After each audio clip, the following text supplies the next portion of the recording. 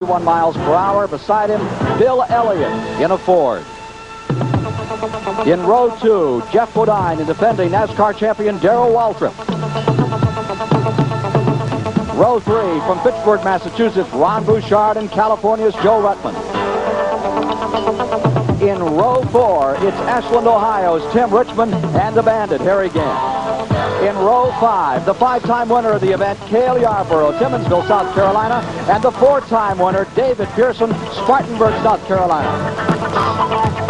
In row 6, Benny Parsons of Ellaby, North Carolina, a former winner here in Morgan Shepherd. In row number 7, Buddy Baker, also a previous winner, and Ricky Rudd. Row number 8 is Dale Earnhardt and Bobby Allison, currently number 1 on the NASCAR Grand National Tour, winner of 3 events this year. Row number 9, Mark Martin of Indiana, and formerly from Porterville, California, Richard Brooks. In row number 10, it's Richard Petty, the all-time NASCAR champion with 197 wins, and Neil Bonnet, car number 75 winner of the World 600 in Charlotte. And the rest of the starting field, in row 11, it's Buddy Arrington and the great Midwestern champion Bob Seneker out of Michigan. In row 12, Kyle Petty and a leading rookie, Ronnie Hopkins. Moving to row 13, Bobby Wowak, who's here for the first race in '69, rookie Trevor Boyd. Row 14, D.K. Ulrich, and the leading rookie of the year, Sterling Marlin. In row 15, Dave Marcus and J.D. McDuffie. Row 16, Lake Speed and Ronnie Thomas. In row 17, it's Rick Baldwin and Jimmy Means. Row 18, it's going to be Steve Moore and Tom Sneva in the 18th row. And then out back, in a provisional starter role, it is Tommy Gale of McKeesport, Pennsylvania. So, a provisional starter role is that NASCAR permits any car owner that is in the top 25 in the point standings to choose, if he doesn't make the field, at least twice during the year, that he can choose to start in the rear of the field. There you see the field rolling out. For a moment, you saw Bobby Allison as he gets set to go here. Allison, who has tasted victory in this Michigan 400. Tremendous crowd is out, as always. The man who built this track, Charles Montepenny, 87 years old. We understand he's watching this event in California today. And a special Father's Day wish from everyone at CBS to you as we prepare for 400 miles, 200 laps of competition today. Everyone rolling off pit road. Looks like we're off for a full 37-field start in the Michigan 400. Stand by for the green flag.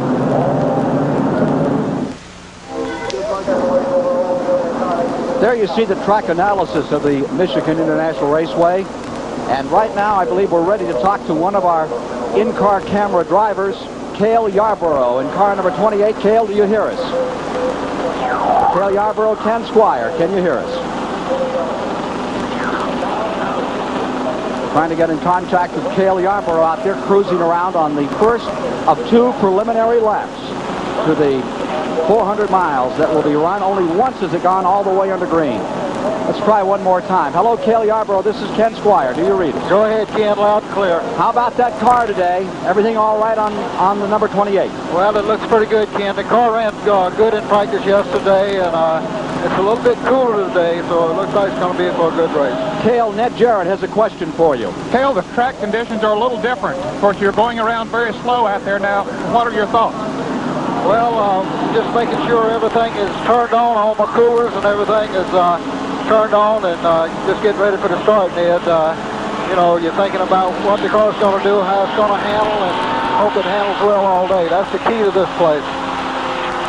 Live, CBS, flag-to-flag coverage of the Michigan 400.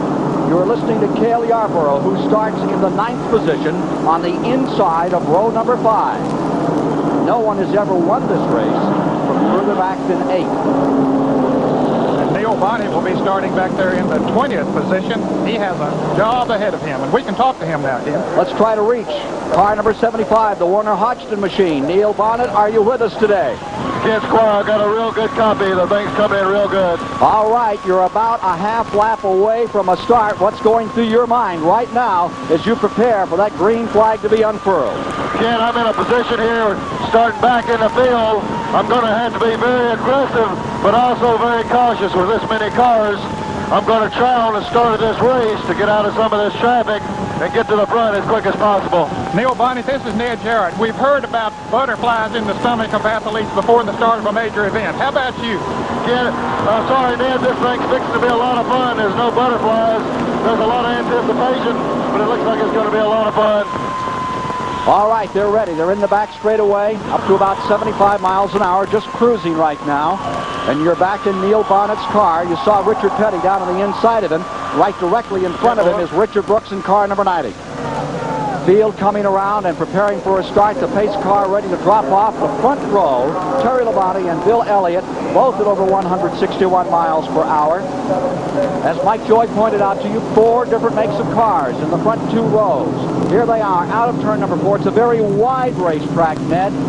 And this lets them do a lot of drafting. We will see 12, 15-car drafts in, I'm sure, once the green flag drops, they're ready to go. All right, Harold Kinder has the flag in hand, and the honorary starter for today is about to put the green out. That is Bill Steele, the Vice President of Gabriel Shock Absorber Company, for which the race is named. There's the break, and into turn number 1. Surprisingly, Bonnet got a good jump on the start. Clearing traffic, and here's Neil Bonnet fighting his way down underneath Richard Petty. Look at Bonnet trying to come up through. Back straightaway for the first time. Back with Neil Bonnet. Gets under Mark Martin. Terry Labonte now with about a 5-car length lead. That is surprising, especially as well as the draft works here, but it won't take them long to catch up. Jeff Bodine runs in the 2nd position. Bodine maintaining 2nd. Elliott has dropped to 3rd. Bouchard is in 4th. There was a 4-car shunt in late practice yesterday that bothered Bouchard. He was one of the 4, but his car is fine today, as is Allison, who was in that Daily yesterday. Down the main straightaway for the first time, the first of 200 laps complete. And Neil Bonnet is on a charge. There you see him, car number 75 under Mark Martin. He's going after Ricky Rudd in car number 3. He's already moved up to the 15th position, going after the 14th now. He said he would try to move to the front, and he's a charger. Remember, he started 20th. And there you see that bundle of cars. There's Petty in number 43. And right behind him comes Neil Bonnet. Bonnet goes to the outside and takes a look. Ricky Rudd is there as they go down into turn number 3. But Ken, as he gets closer to the front, the competition will get tougher for him to pass. You don't want to stay out back, then lap down here, and you have a problem on this track. So they're trying to stay up there. Bodine has caught Labonte. It didn't take long to pick up the draft, and Ron Bouchard running in 3rd place. He's in the yellow car. Now, Cale Yarborough has moved up to 4th already. He started in the 9th position. Cale Yarborough in 4th. Waltrip is in 5th. 6th position is Joe Ruttman. Buddy Baker is in 7th. Coming up to 8th is Tim Richmond. The draft of the front 3 cars, so he'll be moving in very quickly on them. Cale Yarborough, who's won it, and you can hear him. He really talks to that car. He moans with it. He becomes a part of the car once he straps himself in there. Down the main straightaway. This is a dog leg. It banks about 5 degrees here. Fastest part of the racetrack, about 175 miles per hour into turn number 1. There's your leader, Terry Labonte. Savage crash in Riverside, California, the last race of 1982. Broke a leg. He's been trying to gather his forces back up. Battle for 2nd place. Bouchard is attacking Bodine out of turn number 2, the yellow car. On the inside is Ron Bouchard of Pittsburgh, Massachusetts, against an old war horse also from the Northeast, Jeff Bodine. And Bouchard is taking 2nd. He won the pole for this event a year ago, Ken. They've had some trouble this year in getting that team together. David If, the crew chief, but here comes Bodine right back on the inside. And Cale Yarborough right behind them. Meanwhile, drawing away goes Terry Labonte. Now it's 3 wide in the main straightaway. Cale Yarborough down the inside. And there's Yarborough passing the cars that were running 2nd and 3rd. Cale Yarborough now into 2nd place, and he drags with him car number 11, Darrell Waltrip. As these cars race for position 2nd, 3rd, and 4th, that's working to the advantage of Terry Labonte. He's able to pull away. Waltrip plunging into 3rd position. Waltrip into 3rd, and it's side by side for 4th, Bodine and Bouchard. Here's Bodine making a move on the inside. Bouchard once again. That is the battle for 4th position. Bouchard and Bodine. Bouchard in the yellow car, the white and green car. Jeff Bodine, the Cliff Stewart prepared car. To the line, completing 5 of the 200 laps. Labonte first. Cale Yarborough in second and on the move. Meanwhile, out back, car number 75, Neil Bonnet, holding there. Yes, he has, Tim. As a matter of fact, he has lost a few positions. Now he's dropped back to 19th position. As we said, that competition gets a little heavier as he tried to move up through the pack. There's Benny Parsons directly in front of him in car number 55. Meanwhile, a battle for second place, and as they go down into turn number 2, there's Neil Bonnet's car. As you see him back there in 19th from both inside and outside the car.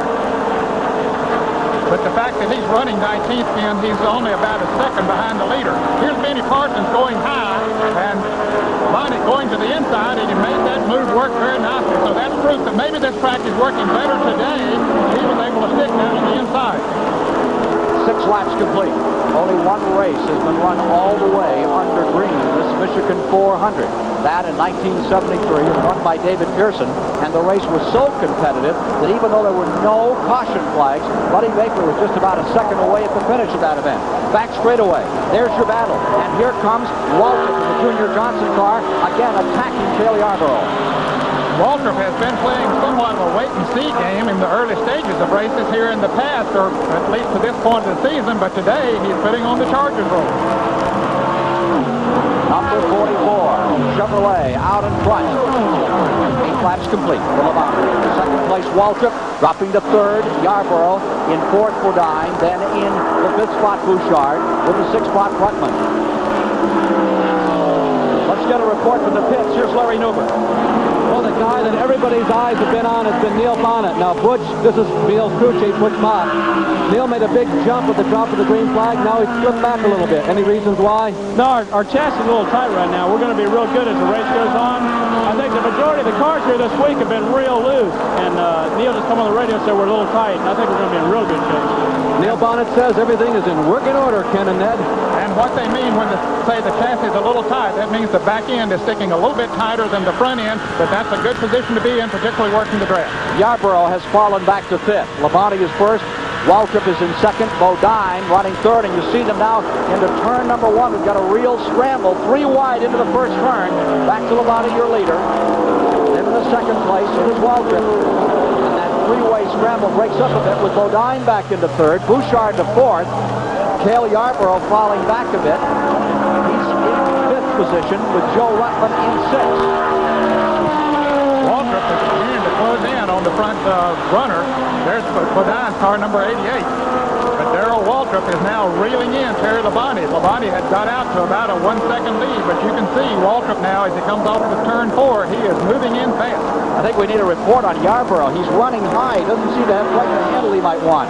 And there's cars getting underneath him here. Here's Rutland in number 98 taking a shot at Yarborough. You can see him there in the back of the picture coming around. That is Joe Rutland from California on the inside, and on the outside is Cale Yarborough.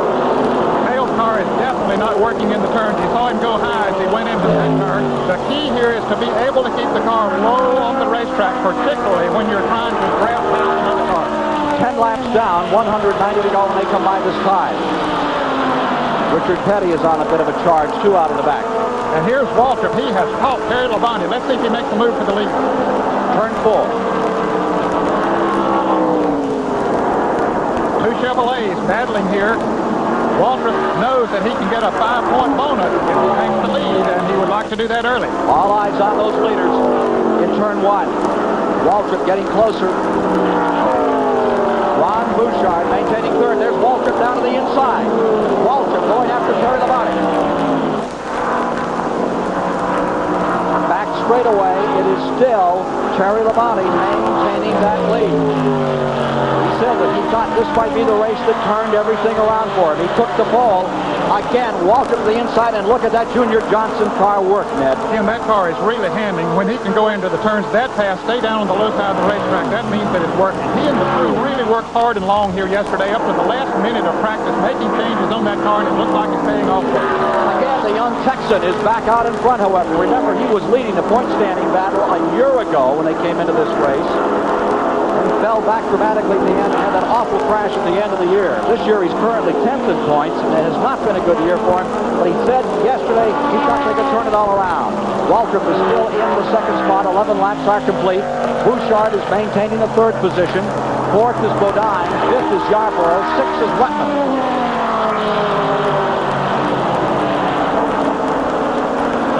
Is the crew chief on Terry Labonte's car, and here's Waltrip doing it the hard way, passing on the outside. He couldn't do it on the inside, so he thought he'd try the high side, but that isn't going to work this time. We might mention that David Pearson is back in the 7th position, and he's right up there behind Rutman now. David Pearson is into 7th.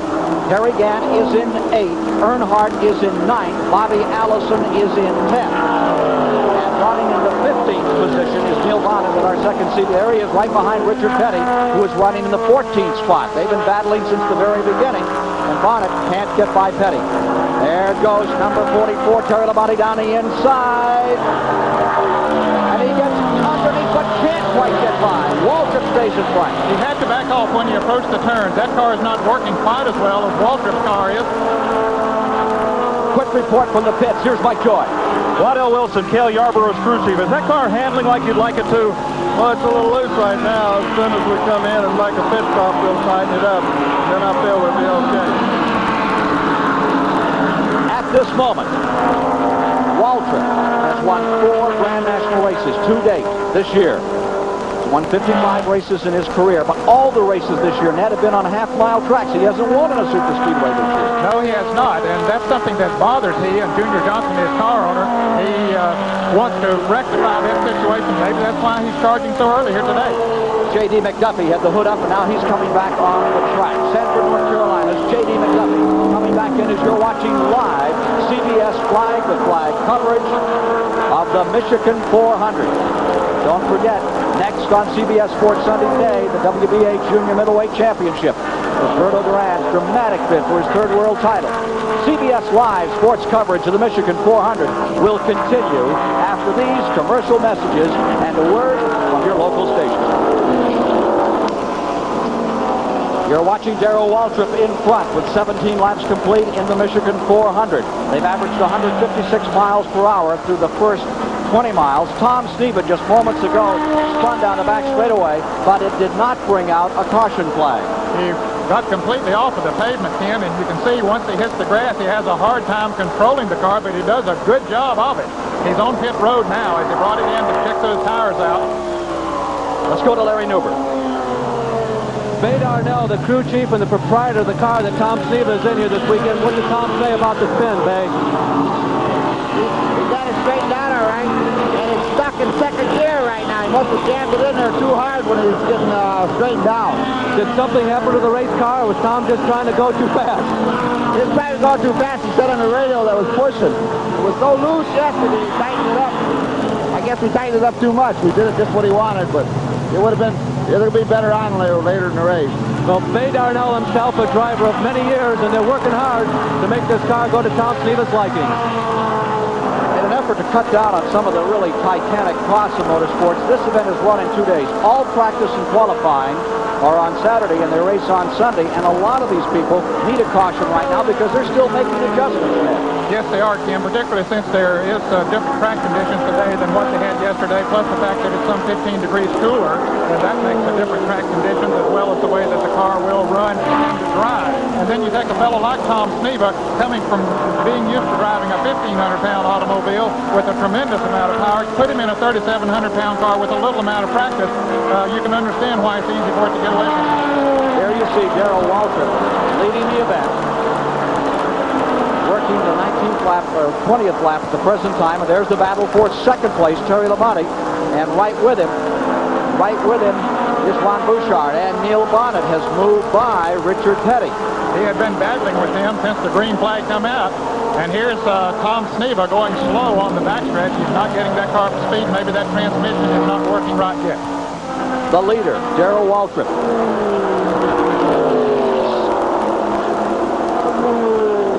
Take a look at what Cale Yarborough's looking at. Right now he's trying to stay up with Bobby Allison in the car number 22. Well, Allison started back in the 16th position, so his car is working well. He has already passed Cale Yarborough, who at one time had moved up to 2nd position, but he's dropping back a little now. Allison, fresh from victory at Pocono, Pennsylvania just last Sunday. His 3rd win of the season was scored on that 2.5-mile track at Pocono, Pennsylvania. Tom Sneva back on pit road, and that looks like it could be terminal. Yes, it could be. They said that we're having transmission problems, as Larry Nuber reported. Apparently, he could not get the thing in the fourth gear, and you can't run around out here at 160 miles an hour in third gear. Well, after winning Indianapolis, misfortune continuing to dog Tom Sneva. His win at Michigan disallowed, and now problems here at Michigan. Let's go to Larry Nuber. Well, so far, no one has climbed inside. Now they have a crew member inside checking in that transmission problem, discussing with Tom, making a precautionary change of the tires on the left side. They were unable to get all the tires changed they wanted the first time that they were in. 21 laps are now complete. Leader continues to be number 11, Darrell Waltrip. In the second position, Terry Labonte running third is Bouchard in the fourth position, and on the move is Perry Gant. The Bandit is up to fourth. Fifth position, Modine. Battle again is on for second position going into turn one. Ron Bouchard is running very strong. He passed his Terry Labonte, it looked like, with ease there, and he did it on the inside. So like Waltrip's car, that means that it's working very well when he can hold it down on the inside. He passes one of the lap cars and moves right away. Ron Bouchard, who won that incredible Talladega 500 on CBS a couple of seasons back. He's had a miserable year thus far. Right now, he's being able to stay right up with the leaders.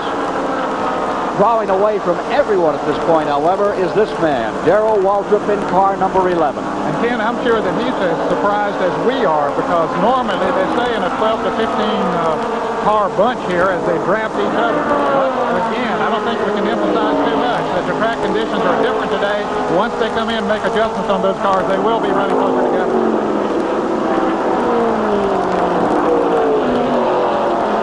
The biggest advantage we've seen anyone have here. He seems to have just hit the right combination, and Waltrip is beginning to really walk on this race. He is pulling away by 2 or 3 car lengths per lap.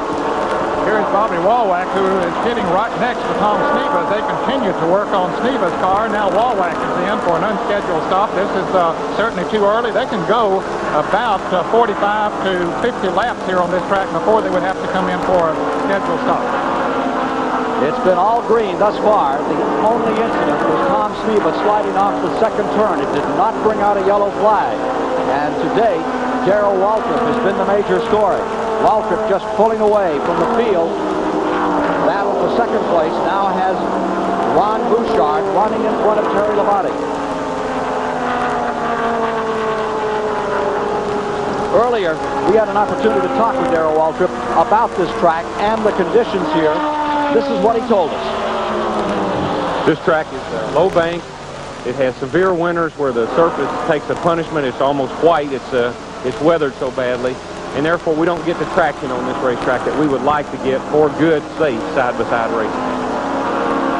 He seems to want to get around any side-by-side racing by just flat getting away from the field.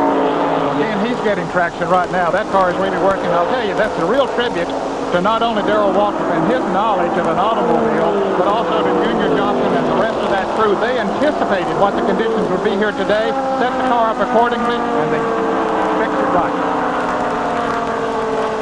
They're estimating 70,000 are here watching this confrontation, and right now Bouchard, back in second place, is beginning to feel some heat from Terry Labonte.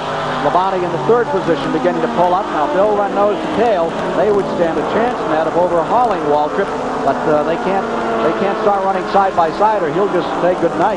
Two cars that are working properly can hook up together in a draft and run faster than one car can run by itself.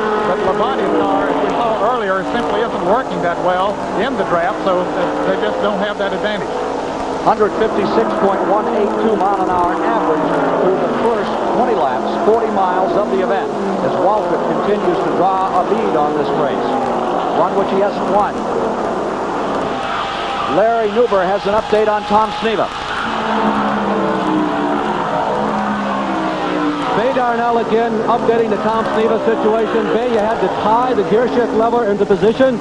Yeah, when he spun out, he must have bent the shifting levers and the shifting rods underneath, and it wouldn't stay in high gear, so we had to tape it in with some tape so to stay in gear. Now we're going to have a hard time on the pit stop and have to push him out. And then it wouldn't start. You think you ran the battery down, right? Either that or it was flooded. I couldn't tell. Who makes the decision to stay out there? You were in the pits about 2 minutes, must have lost at least 10 laps. Yeah, well, I'll just talk to Tom and see what he thinks. Well, there he is, coming right back. Well, they're on the radio right now talking to Tom. Bay's son, Denny Darnell, is also on the radio with Tom Sneva. Maybe we'll have an update in a couple of seconds for you. All right, he's back on pit road. Sneva, another time. 28 left. The working lap for car number 11, Waltrip. Boy, that car just snuggles through those corners. Just holds, runs on rails, and begins to overtake a lot of the back markers. There you see some of the crowd that is gathered at this 2-mile Michigan International Raceway, where CBS is presenting live flag-to-flag coverage. Remember a year ago, the car was battling right to the finish with Cale Yarborough. Now there's Harry Gant, who is really flying. He is up to 4th position, and Tim Richmond in car number 27, 5th. And yesterday in a late practice run, Tim Richmond was involved in a grinding crash as he and Ron Bouchard and Bobby Allison were drafting. Bouchard blew a tire, spun in front of Richmond. He slammed into Allison, did not do too much damage to Allison's car, but there was a lot of damage done to Tim Richmond's car. They worked into the night getting that car repaired. Here's Dale Earnhardt trying to make a pass on Cale Yarborough. But it's in quite good. He decides to get back behind it. And there's Morgan Shepherd right there as well on the inside. And they begin to really work up on the top of the track early in the going. They're beginning to take the very high side of the speedway all the way through. Down into turn 1. You're out the back of Cale Yarborough's car number 28. There's Morgan Shepherd dropping down on the inside. An interesting situation there. Shepherd going very low on the racetrack. We saw Earnhardt go into the turn high, but Shepherd's car seems to be working on the low side of the racetrack as they try to overhaul Yarborough. The Ford, the Budmore Ford, now gets by Morgan Shepherd and stays right there. He's ready to attack Cale Yarborough another time. And look at him dive to the inside, and they're almost 3 abreast there as Morgan Shepherd goes even lower. Earnhardt is the meat in the sandwich, so to speak, as they go into the turn, but Cale pulls them once again. And one advantage that the car that's running high, he keeps the engine RPMs up, which lets him accelerate better off of the turn. So if you're working down on the low side, you better be able to keep those working well enough to keep those RPMs up. Cale Yarborough is in 9th position, and in 10th, right there on the rear bumper, is Earnhardt, the 1980 national champion. Morgan Shepherd, the former national sportsman champion, took another shot at the inside, pinched his car a little off turn number 2, and it gave Earnhardt back the 10th spot. Cale is in 9th, and here comes Earnhardt attacking on the outside. Boy, he just drove right past him there on that outside. Let's see if he can hold on. And here comes Morgan Shepherd on the inside. 3-car battle, and it is the customer Earnhardt into 9th. In 10th is Yarborough. In 11th is Morgan Shepherd. Meanwhile, back up front, Waltrip out for a Sunday Father's Day ride. Just having a lovely time. It is Darrell Waltrip leading with 31 laps complete in our CBS Live flag-to-flag coverage of the $300,000 Michigan 400. With that, Jared, I'm Kent Squire here, top side of the Michigan 400. Darrell Waltrip in command, Ron Bouchard is second, Labonte third, and Tim Richmond really coming on as into 4th, and Harry Gant has moved into the 5th position. A quick report on pit road. Here's Mike Joy. Tim Richmond's car was wrecked in the last practice session yesterday. Barry Dawson, what'd you have to do to get that car back in shape? I couldn't hear you very well, Mike. Right now, the car's good. He said the car was a little bit loose from the middle of the corner out, but we're catching Darrell about a half a second a lap. But he said a lot of cars are in worse shape than us, so we're real tickled. Looks like it's running better than if you hadn't wrecked it. Yeah, we're real happy right now. We're on Milwaukee. Let's go to the other end of pit road in the Bobby Allison pit, Larry Newman. Bobby Allison's crew chief, Gary, he's moved from 16th to 6th in the last 10 laps. Has Bobby decided it's time to go? Well, we were trying to go as best we could, and now the car started to develop a push. I think we're going to hold our own right at the moment. If somebody slows down, we'll overtake them, but we're not really gaining on the leader at the moment. Hopefully on the next pit stop, we'll get a chance to get a little light adjusted into it. In the last 6 races, you guys have finished in the top 3 5 times. You're really on a roll, aren't you? Well, we feel good about that. Bobby's doing a super job. Everybody on the Miller Highlight team really feels good, and I think we might be able to pull another one off today. Ken, not only is he on a roll, but Bobby Allison has started more Grand National races here than any other driver entered today. There is Baldwin's car. Rick Baldwin been leaking water, now being pushed in. And the battle of the libations continues here today. That's one of only 2 Chrysler products in this field, and Rick Baldwin now he has it up to speed, so he's going back into racing. Here's a battle for second place. Down to the inside. Tim Richmond has really been moving. They were saying he was gathering up the leader by a half a second a lap. It looks like at this point he has everyone in the field covered. Terry Dotson said yesterday he thought that they were ready to win a race here. They came awfully close to Pocono a week ago and ran out of fuel just at the end and had to settle for what, 5th or 6th? He finished in 4th position last week. There's Dale Earnhardt, and right in front of him, Morgan Shepherd. So Morgan Shepherd has moved around Earnhardt. Earnhardt tries to move back in now to pick up his draft. And Cale Yarborough right in there behind him. 9th, 10th, and 11th positions. Yarborough desperately needs a pit stop. Get some work done on the suspension in car number 28. Yes, he does. We heard Waddell Wilson say that the car was running loose. It's interesting that that's the only report that we've had that the car is loose, and that means the back end is not holding as tight as it should. All the others say that they've developed a push. That means that the back end is holding tighter. The reason for that is that they set them up for yesterday's track conditions. Today, the track is holding much better for them. Pit stops should commence in 7 to 8 laps. The first pit stops should commence in 7 to 8 laps. The only time this race has ever gone flag to flag, 1973, when David Pearson was victorious. It was the first year that Roger Penske had taken over to operate this facility. We may be on our way to another record setter here today, the way things are coming together in the 1520 of the Michigan for Darrell Waltrip. Closest he's ever come to winning this race a year ago when he finished 2nd in that controversial finish when Cale Yarborough won his 5th. He went through 5 straight years of engine problems in this event, but right now things flowing flawlessly for Darrell Waltrip in car number 11. You meteorologists here today, NASCAR has come up with a new device. They keep track of the storms around the track in case there's something creeping up on them. That's the device by which they find out in which direction it's coming. As we watch Darrell Waltrip continuing to draw away, of course, halfway makes a race official. And with weather, perhaps a problem here today. Here's Harry Gant on pit road. A little bit earlier, Ken, than we thought they would be coming in. They've run 43 laps, which is 86 miles. Of course, they took a couple of laps before the green flag flew. They're changing the right side tires, filling it up with gasoline, and I believe one crew member has reached inside making an adjustment on the car. We saw Tommy Gale coming out of the pit in car number 64, but Gant away now. Good pit stop for him. Getting ready for all the leaders to pit number 98. Rutland is finding his way on the pit road now. Waltrip staying out. Everybody playing it very safe here at the present time. Now, he'd been running in 6th position. Here is Rutman and Mike Gant. They go to the right side to change those tires, fill it up with gasoline. And the way those tire changes have it down to a science now, they can change the tires before they can actually pour the 22 gallons of gasoline in. That's a good pit stop for Joe Rutman. They also made a weight adjustment on his car. That's a brand new car for Joe Rutman in this race. He said they would like to get this car's record started correctly and win this event. Rutman took his first pole position at Dover, Delaware. What a story that was. His father had passed away on Friday night, and his father's last wish was that his son go out there and race. And the next day, he went out and set his car on the pole. The first time he had set a pole, and he set a record at Dover, Delaware. Joe Rutman, number 98. It was a very dramatic situation, Ken. Here's Kyle Petty coming into the pits. We'll see most of the leaders coming in the next 3 or 4 laps. They've run 90 miles now. 45 laps are complete. Kyle Petty wanting to give his father a Father's Day present by winning this race and taking first place away from him. That would be nice. And here is Cale Yarborough coming in.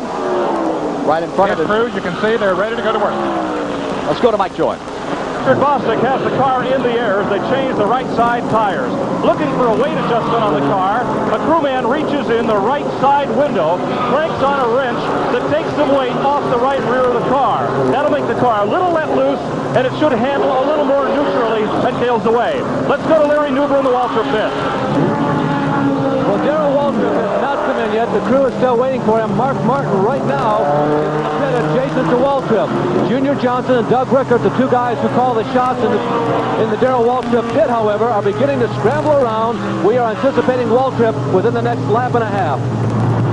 Well, the second place car, Tim Richmond, has come in, as many of the other drivers come in for their scheduled stops.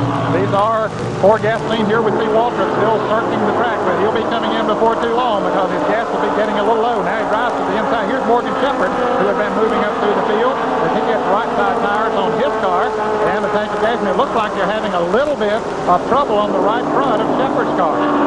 47 laps complete when they come by this time, 153 to go. Here's Morgan Shepherd pulling back out. All the leaders taking this opportunity. Waiting on Darrell Waltrip to make his stop. There's car number 17, Sterling Marlin's car, having trouble. He's the leading rookie in the rookie standings at the present time. Having a problem getting the Roger Hamby car fired. Thus far, not a flutter of a yellow flag here today, and it could set us up for a new record. The record, 153 plus miles per hour. Set when there was no caution. David Pearson at the controls, 1973. The most cautions was in the very first race. Here's the leader coming into the pits right now. Darrell Waltrip coming in for his pit stop, and Larry Newber is there.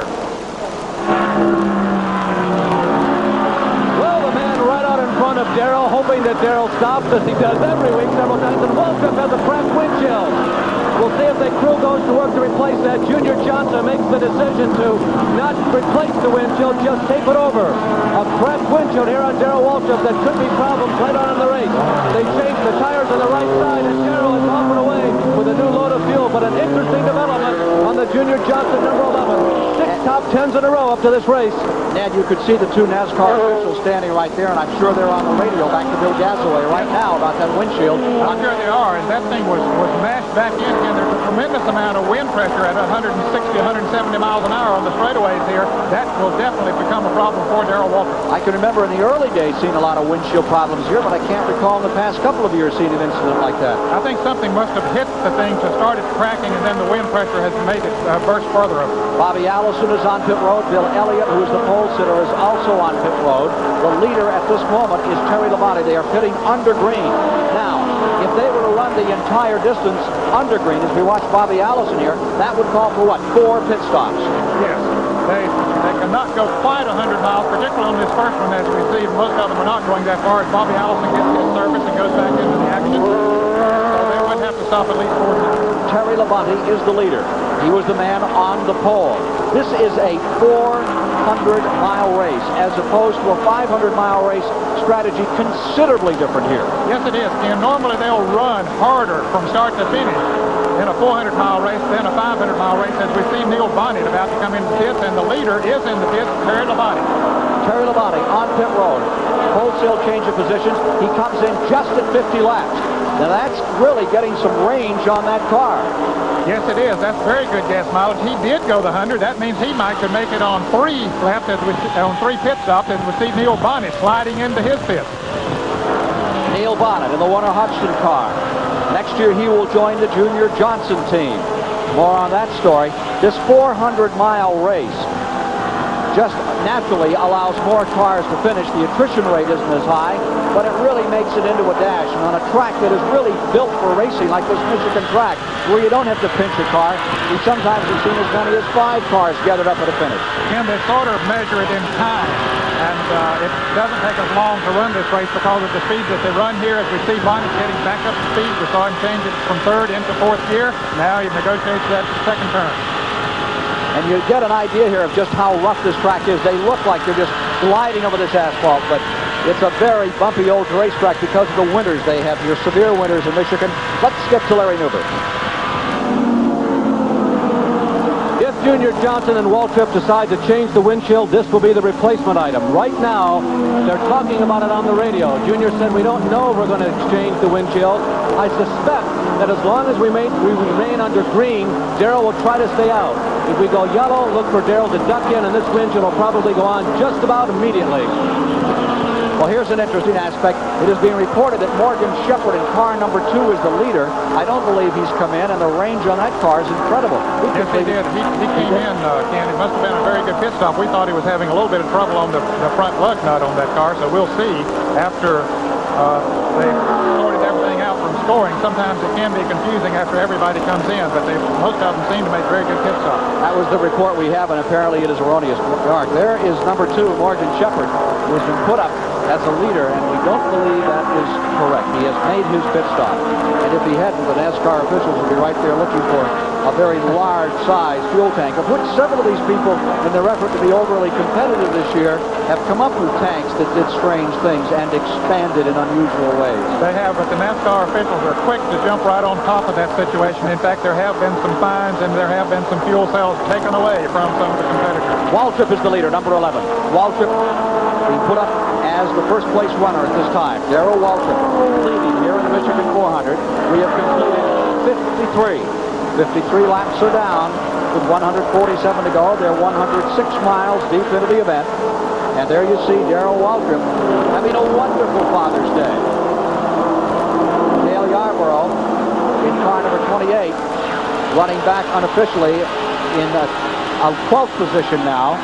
And there you see directly in front of him Dale Earnhardt, who was right in front of him before they made their pit stop.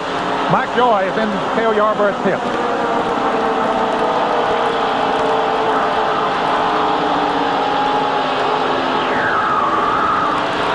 Let's go to Mike Joy.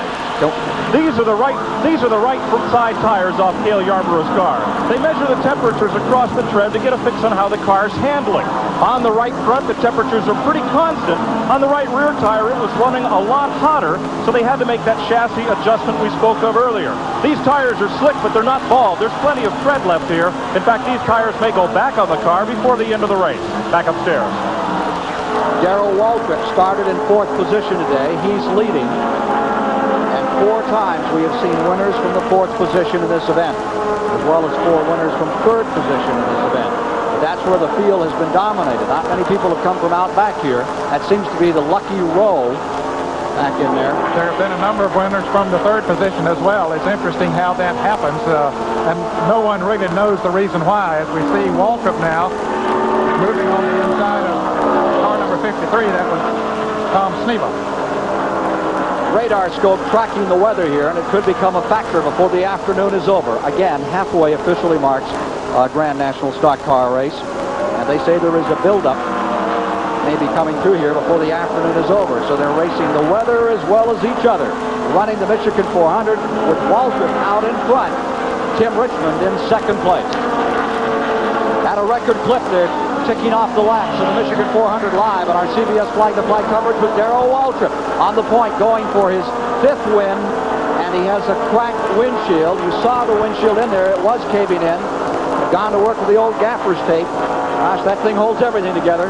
There it is. You get a good look at it as he speeds by at 170 miles per hour, and he may have a windshield in his lap. Remember that happened to Cale Yarborough at Daytona at Talladega. Yes, it did, Ken, and that's something that I'm sure that he and Junior Johnson, his car owner, are very concerned about at this point. They'd like to see a caution so they could change that windshield. Meanwhile, in 2nd place is Tim Richmond, and there is a battle for 3rd. It's a dandy. Bobby Allison has just settled the hash of Terry Labonte, put him back to 4th place. There's Bill Gazaway, the NASCAR official, race director here. You look over his shoulder, keeping an eye on the weather as much as on the racing at the present time. And on this gentleman, Darrell Waltrip, telling the flagman down below, get out that passing flag. Waltrip plenty of room if he needs it. For an update on that cracked windshield, here's the story from Mike Joy. Ken, there aren't many stock parts in a NASCAR race car, but the windshield is one of them. This one even has the little attachment point for the inside rear view mirrors. The same windshield as in your car. Here are the trim pieces, little tape on the outside so you don't crack it. They can change this in about 60 seconds. Well, 60 seconds is an eternity when you're running under green, as they have been, and we have had no caution thus far. We've run 60 of the 200 laps, with Walter still in front, and we have a blown engine directly in front of us. Going down the main straightaway, David Pearson is losing an engine. There's the caution. What a break for Walter. Going into turn number 1, a smoker, car number 16. It is David Pearson. The fellow who has won this race 4 times. Slowing down. He's set on the pole here several times as well at Michigan. He won actually the very first race they ever ran on this racetrack, which was not this particular series that they hold in June. Slowing down on the back straightaway. His son came in here as his crew chief today. That's a bad break for one of the Giants. David Pearson has had terrible luck this year. He's been in 3 bad wrecks. He said the worst wreck of his career was in a sportsman race earlier this year at Dover, Delaware. Totally destroyed one of his own cars. And the last 2 Grand National races he ran in, he was at the wrong place at the wrong time also and was involved in wrecks. So 1983 has not been a good season for the Silver Fox, as they call him, from Spartanburg, South Carolina. He was second in all-time wins. He has 105 victories to his credit. You didn't do so badly. Where were you? 7th, 50 wins? Well, it wasn't long ago, Ken, that I was in about 4th place. Everybody coming into the pits right now. Let's go to Mike Joy. Here is Waltrip, brings the Junior Johnson Chevrolet down to a stop. Only 5 men are allowed over the wall, and look at that gaping hole in the windshield. First, they're going to change the right side tires. Then they will bring the windshield out and change it if they feel it's necessary. They're going around to the left side for tires as well. Junior Johnson sends that man back over the wall so he can come out and work on the windshield. I would presume they'd start the work now, make some repairs, take a lap, and bring him back in. There are 62 laps complete. The first caution of the day has been brought out when David Pearson lost an engine. 138 laps remaining in the event, and all the leaders are on pit road. Here's Walter going back out, and I suspect we'll see him coming back in, Ken, because I believe that they'll take advantage of this caution period to change that windshield, because it can't get any better. It'll get worse as it goes on. All the emphasis will be on Waltrip's pit as the Junior Johnson crew prepares to bring him in and change a windshield in a minute or less. Of course, their first priority was to get new tires on the car, get it filled up with gasoline in case this is a very short caution. At least they'd be ready to run again. Tell that to your local friendly filling station. You'd like 2 tires changed in about 15 or 20 seconds and a windshield in less than a minute. Here they are getting that windshield ready to go in. We'll see if he comes in the next time or if he makes one more lap. He wants to be sure that he's right up to the caution flag now before, or up to the pace car before he comes in. At 50 laps, 100 miles, they were averaging a record 154.905. Caution eliminates that. Allison takes the lead. Bobby Allison, number 22, is out in front. Having a great year, currently leading in the standings. Cale Yarborough has been having some trouble here today. Ken, let's see if we can get hold of him. He has been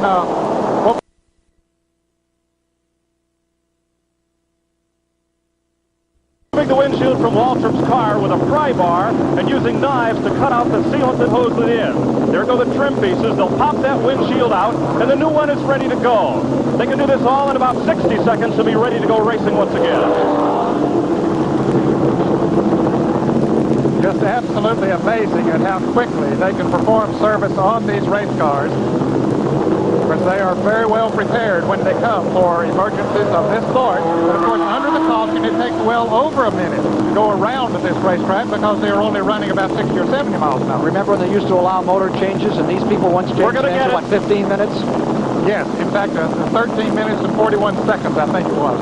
And that was done by that white-haired gentleman on the left, Junior Johnson, who really puts this team together.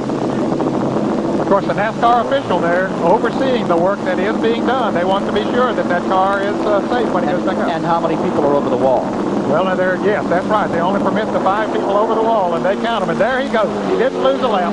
Changed the windshield in there. Let's talk to Cale Yarborough now in car number 28. Cale Yarborough, Ken Squire, and Ned Jarrett. Do you read us? Loud and clear, Ken. What's been the problem out there, Cale? Well, my car is too loose right now, Ken, but we just made a chassis adjustment and made some tire stagger adjustments, which we hope is going to have it handle a little bit better. Cale, this is Ned. How are the track conditions today after they burned that tar out of those grooves? Ned, the track conditions are a lot better than they were yesterday afternoon, but the racetrack is still awful slick, and our car that's a little bit loose is a whole lot loose today. Well, you haven't gone a lap down, thank goodness. And now from car number 75, that is the Neil Bonnet car. We're looking back at Cale Yarborough in number 28. Cale had been running in 9th position on the 60-lap rundown with an average speed of 153.901 miles an hour over the field. Cale, do you think you're in a... Everything's okay. I can talk with you. We can now talk to Neil Bonnet. Neil Bonnet, do you read us? Ken, I can hear you real good down here. Seems like you came out with a problem. You fell back at the start of the race. What was the situation in car number 75? Ken, we changed motors first thing this morning. And we didn't get to practice yesterday when we lost that motor. We had to guess on the chassis work. We've been making some chassis adjustments on the stops. The car should get better as the day progresses. We've changed the chassis setting on both occasions, so we'll take another stab at it and see what we got. Neil, your crew chief, Butch Mock, said your car was pushing a little bit. Cale Yarborough said his was loose. That's right, Ned. What we've got out here is this track is exceptionally slick today. And if the chassis is the least bit tight, the car is wanting to push. And if the chassis is the least bit loose, it has a tendency to spin the rear wheels off these corners. So the guy that can get the car dialed in perfect today is going to be very tough. The track's a little slick, and we're going to have to keep working on our car. You sort of welcome this caution then to make those adjustments. That's right. We made a chassis adjustment. We got one lap to go. We made a chassis adjustment on the green stop a while ago, but on this stop here, we changed the tire sizing on the rear. My car was beginning to spin the rear wheels off the corner, so we made an adjustment back there, and hopefully we're right. You know, if we keep working, we'll get it. Neil Bonnet, you're in 10th position. Are you going to charge now? I'm going to have to see what the car, we made a pretty major change just then. I'm going to have to watch it for a lap or two and see what the car is going to do. If we got it better, I'll have to get after it pretty good. Thank you, Neil. They're going to show you green this time by. Let's go quickly to Mike Joy. Here's the windshield that came out of Darrell Waltrip's car. It got hit with a very large piece of debris, but it's safety glass with plastic between the two sheets of glass. It held together, did its job, now it's junk. Well, certainly, Ken, that would have cut down on his view, but it wasn't bothering his speed any. 66 laps complete when they come by to accept the green flag of the race starter, Harold Kinder. First caution of the day for car number 16, David Pearson, erupting an engine down the main straightaway. Now we see Kyle Petty pulling on the inside of Bobby Allison, who is the leader, and that's the way they do it. Once they give the 1 lap to go signal, the cars that are 1 lap or more down can pull to the inside. The faster cars to the outside. Kyle had just got lapped not long before that caution came out. And the leaders are Bobby Allison in first, Terry Labate is in second, Jeff Bodine is in third. It will be Tim Richmond starting in the 4th position. Gary Dan is in the 5th position. Race car coming off. 6th position is Ron Bouchard, I believe. And then comes the Ford of Earnhardt in 7th as they take the green flag and get back at it here. Morgan Shepherd in position right behind Earnhardt is Neil Bonnet as they come to the line. And Bonnet's going down through the middle trying to pick up some cars, working off a lap car, as well as trying to get around Earnhardt. And now you are with Neil Bonnet. There he goes around Bob Seneca, a lap car. Bob Seneca, a great racer who comes from Michigan, taking a stab at Grand National Racing today. He was the second round fastest qualifier yesterday and then went off to a local track and won a race last night, and Terry Labate is taking the lead. Labate goes up in front. Here's Bonnet, whose car was not working well early in the going. Now fighting with car number 15, Dale Earnhardt, the Bud Moore Ford Thunderbird. He's going to try to make a move on the inside, but he thinks better of it. Meanwhile, that battle goes on up front. 68 laps complete. Labate back in front. Allison in second. Bodine in third. Tim Richmond in fourth at turn 1. Allison did accomplish one thing, Ken, by leading the race. He got the 5 bonus points that goes along with leading. Of course, he's leading the Grand National point standings going into this race. That could be the difference at the end of the year. Bonus points are given for leading the race, 5 points, and 5 additional bonus points for the man who leads the most laps in the event. 75 points for winning. Labate trying to get his win here at Michigan to turn his season around. Currently 10th in the standings. Bobby Allison is number 1 for the last 2 years. He fought right to the last race at Riverside, California, and then lost to Darrell Waltrip. Third place is a real snarl, a tremendous gaggle of cars going for the third position into turn number 1. There are your two leaders, Labonte and Allison. But that third place battle is something, and here is Dale Earnhardt moving on the inside of Ron Bouchard. Dale Yarborough looks like he has found the handle on car number 28, and he's on his way. CBS Sports live coverage of the Michigan 400 will continue after this word from your local station. Here in the Irish hills of Michigan, a tremendous battle is now developing, not only to the lead, but further back. And here's the major story at the moment. Notice that crack in Neil Bonnet's windshield. It's not as severe as Darrell Waltrip was, but it looks like something maybe has hit that windshield in, and we'll keep an eye on it to see if it does get worse, because he's right in the middle of a thick battle. They're working the 72nd lap of 200. Terry Labonte, number 44, is just flying at the present time. Labonte pulling away, drawing away. And there's that battle with Cale Yarborough, who had trouble in the early going. The adjustments they made on that car seems to be working very well for him now, Ken, as he's able to fend off that attack behind him. Labonte first, Allison second, Richmond third. That's out the back of Cale Yarborough's automobile, and there you see the bandit right there, Harry Gant. And you can hear. And there's Buddy Baker coming into the picture. We haven't seen much of him today in the Wood Brothers Ford. Here Cale Yarborough's roaring. Sounds like a giant ship reeking through a bad storm as he goes through those corners.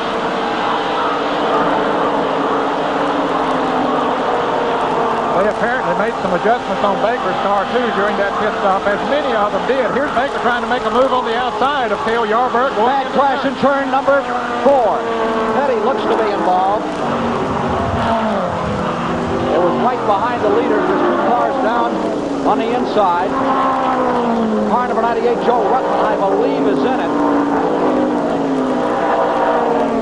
And Kyle Petty is coming by, showing some abuse on car number 7. There is Joe Ruttman's car, number 98. As we see it sitting on the grass, the left side of that car doesn't appear to be damaged. 73rd lap. It was right in front of Richard Petty. Well, those 2 cars were in contact. Some Father's Day present from Kyle to Richard there for a moment. He was on the binders, had everything locked up, he being Richard Petty, and was able, I believe, to get out unscathed. But bad day for Joe Ruttman with his new car. You see the fans there observing the situation to see if Ruttman can get his car to going. Of course, the caution out here for the second time today. Leader stays on the track, Labonte, but Allison, the second place car, comes in. And as we see in the background, many of the other cars coming in, taking advantage of this caution. Once again, it hasn't been that long since they made pit stops, but perhaps they need other adjustments, and they'll come in. And also, Ken, a lot of times they will come in even quickly after another caution, because if they run through debris on the track, they don't want to take chances that their tires might have been cut. And in this Michigan 400, we can say goodbye to the hopes of a track record for the race. It'll stay with David Pearson, who brought out the first caution of the day at 153 miles an hour. Safety crew there for Joe Ruttman, car number 98. Crew chief Buddy Parrott. They had really hoped to have a good day with this car. You mentioned earlier they had set on a pole with a new record at Dover, Delaware, well, let's see, 7 weeks ago, 8 weeks ago, and they thought they were going to come back today and really put it together. Brand new machine. Bill Elliott just coming back on the track. Pit road is pretty much clear now, Ned. Yes, they have gone back to catch up to the field. We'll see if others do come in. Ruttman was running very strong here today and felt good about his chances, because the new car, they put a lot of work into it, and he wants a push. I believe he thinks he can get it fired and get back in the event. As they were running, we may have a tail end look at what happened there as we were following with our in-car cameras. Kyle Petty is back on pit road another time. How about it, Ned? Well, as we see them coming, he has already hit the wall, coming down across the track, stirring up the dust, and another car going by on the inside. But the car number 98 of Joe Ruttman spinning around, and there's where he wound up on the grass, and he would like to get a push to see if he can get the car fired and get it to go again. A quick report from Mike Joy.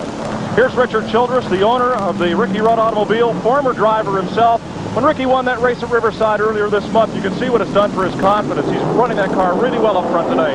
Yeah, he really boosted the whole team, and I think, you know, the car's running super good today, and, you know, hopefully we'll be there at the end of the day. We've been doing a lot of testing. How about a change in maybe Ricky's personality since he got that victory? Must have taken a load off his and your shoulders. Yeah, it did all of us. You know, we've won a lot of poles, had a fast car, but we needed to win real bad. Richard Childress, the owner of the Ricky Rudd car.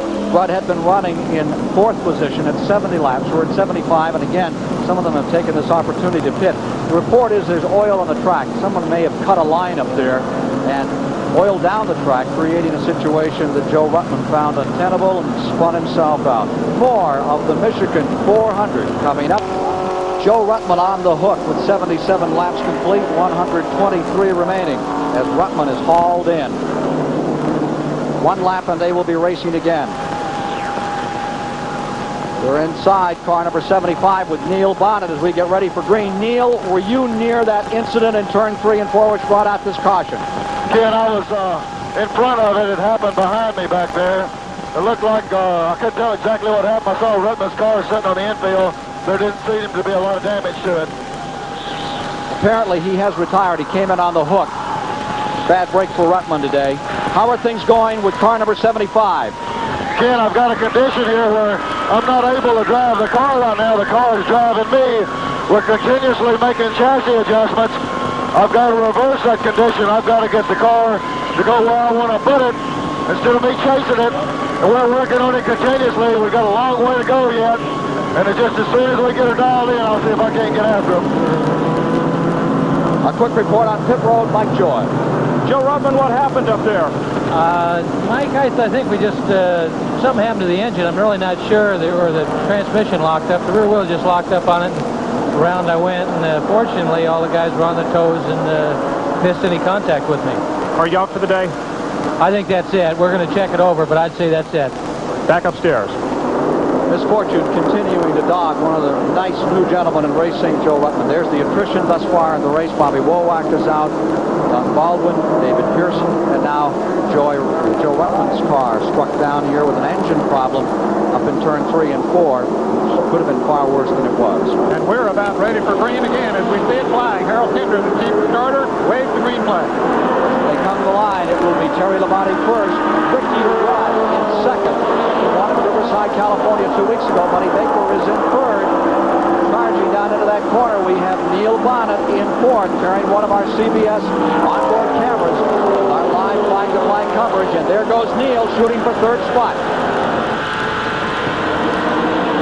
Doing a good job of drafting there right now, Ken, as they go down the backstretch towards the third turn. We'll see how much he falls back, if any, as he approaches that turn, because it said the car was driving him instead of him driving the car, but he stayed right in there. You see Baker's car doing a little wiggle as it goes into the turn, but that's normal in a drafting situation.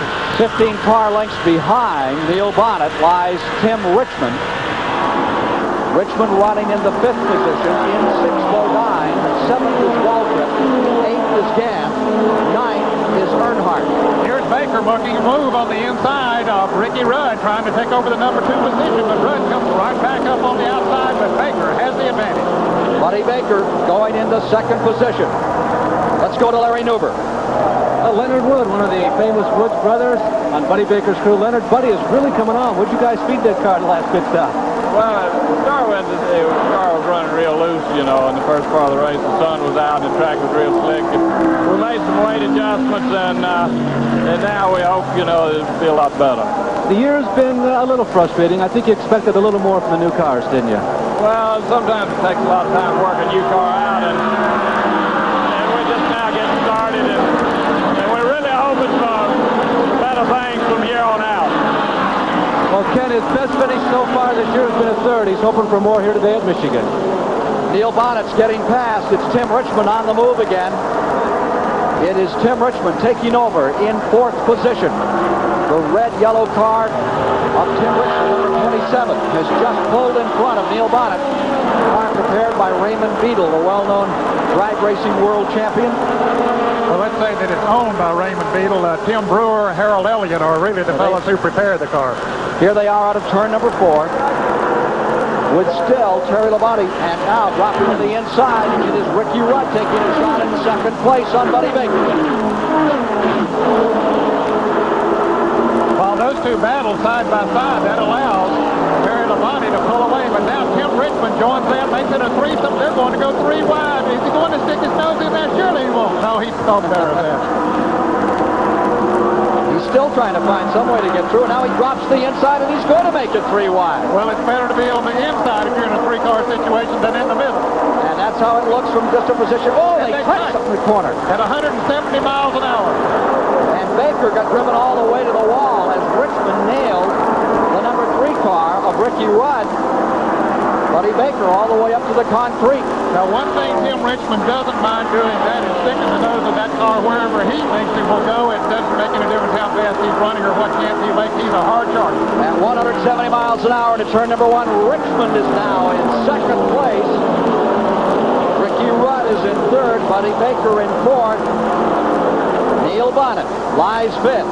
There's the leader, Terry Labonte. He's been watching out his rearview mirror. Glad to see those fellows racing side by side, but now he knows that he has Tim Richmond coming on. So there are 2 of the young chargers at this sport.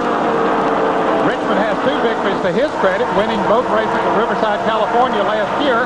Terry Labonte only has 1 win to his credit. He won the 1980 Southern 500. All gathered up again. Ricky Rudd ready to take another charge down the inside on Richmond, and Baker is right there with him. That's turn 1, and Richmond is relegated back to the 4th position. Here comes Baker taking another move on the inside now, and dropping to the bottom of the racetrack comes Tim Richmond. Well, they better watch out because that guy don't mind sticking it down in there. Let's see if they can make it. 3 abreast now. They go down the backstretch.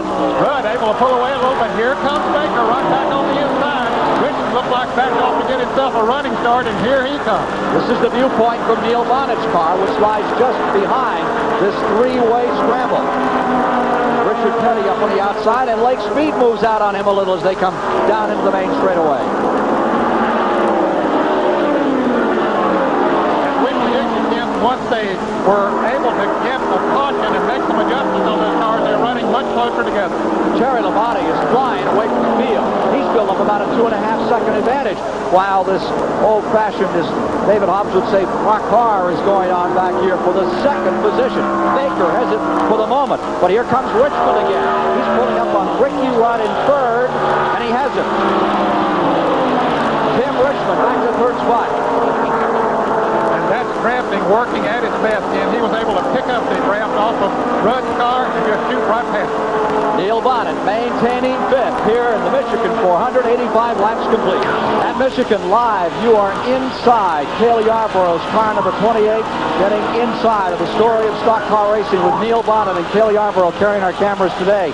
And later today, we'll take you inside the WBA Junior Middleweight Championship.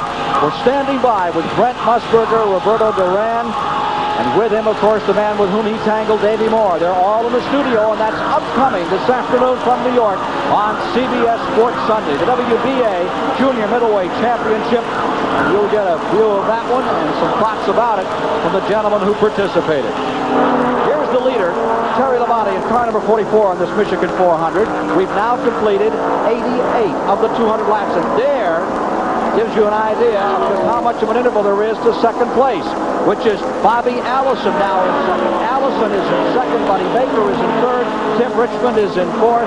And from everybody's viewpoint, this is turning out to be a dandy. The Michigan 400, the major surprise. Terry Labonte, who has won but 1 race. Whoa, way high. Looks like Baker getting a little loose there. That was Cale Yarborough all the way to the wall in turns 1 and 2. Terry Labonte in car number 44.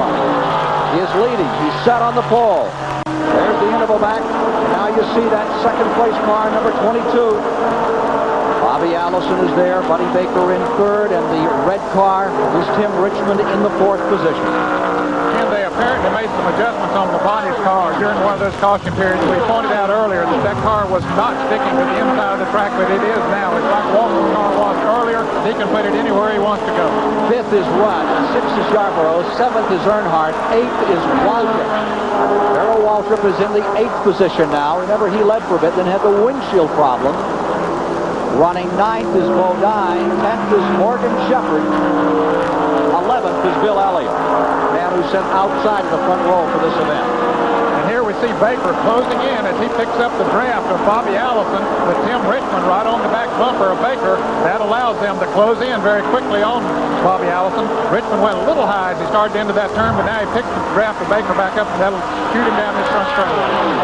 91 laps complete, 109 to go. Gives you an idea of some of the speed on this racetrack. There's Benny Parsons about to go a lap down on the green and white number 55. Yes, he just made another pit stop not long ago for a change of right side tire. So one of the former winners of this race, Benny Parsons, struggling now to stay in the lead lap. Driving the Leo Jackson car. Here's the back straightaway. Another time as car number 44 tries to deal with Benny Parsons. Down to the inside. Our next flag-to-flag coverage on CBS Sports will be at Talladega, Alabama. We'll bring you all of the Talladega 500 coming up in the end of July, July 31st to be exact, on a Sunday afternoon. We'll join you from the fastest racetrack in the world here on CBS. There's Bobby Allison's car. Bobby Allison in that second spot. Then in third, the Wood Brothers car, number 21, Buddy Baker. And Tim Richmond is right there in fourth. The leader just put a lap on Benny Parsons. We'll see if that works to an advantage for him with having Parsons there running with him. Now, sometimes a car running that close can actually hold you back. Here's Dale Earnhardt making a move on Cale Yarborough. Darrell Waltrip follows right along with him, and boy, that is drafting working edge fence.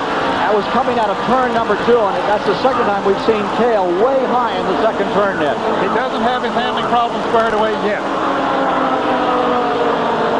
There he is trying to stay. Let's see if that car will move up here as they come to turn 4. Begins to climb a little here as they come out of 3 into 4. Waltrip on the move has taken Cale Yarborough down a spot. Second place man is Allison. Third is Baker. Fourth is Richmond. Up to 5th. 5th is Rudd. Up to 6th moves Earnhardt. In 7th is Waltrip. And back here in 8th is Cale Yarborough. And we can see Cale moving up as he got on the straightaway and picked up the draft. Now let's go to the pits and Larry Newber. Well, we're back with Gary Nelson, Bobby Allison's crew chief. Looks like you're right on schedule. Well, Larry, we've been doing a lot of adjusting and fooling around with the chassis, trying to get it a little more comfortable for Bobby. We're getting a lot closer. We're still not satisfied, though, because we're not leading. Was Bobby anywhere near the accident that happened, Gary? I believe that was... We have trouble in turn number 3. On the radio, who was involved. We have trouble in turn number 3. Car number 75. Number 75 is losing an engine. Neil Bonnet is slowing down. Bonnet is coming down out of turn number 4, and he's headed for pit road. Neil Bonnet. Here's Neil Bonnet coming in. We began to see smoke streaming out of the back of the car as he entered the third turn. So a tough break here for Neil Bonnet. A brand new engine, as we documented earlier on the telecast here today. The crew members go under the hood, but with that smoke coming from it, Ken, I'm afraid that he's in trouble. This happening in the 94th lap.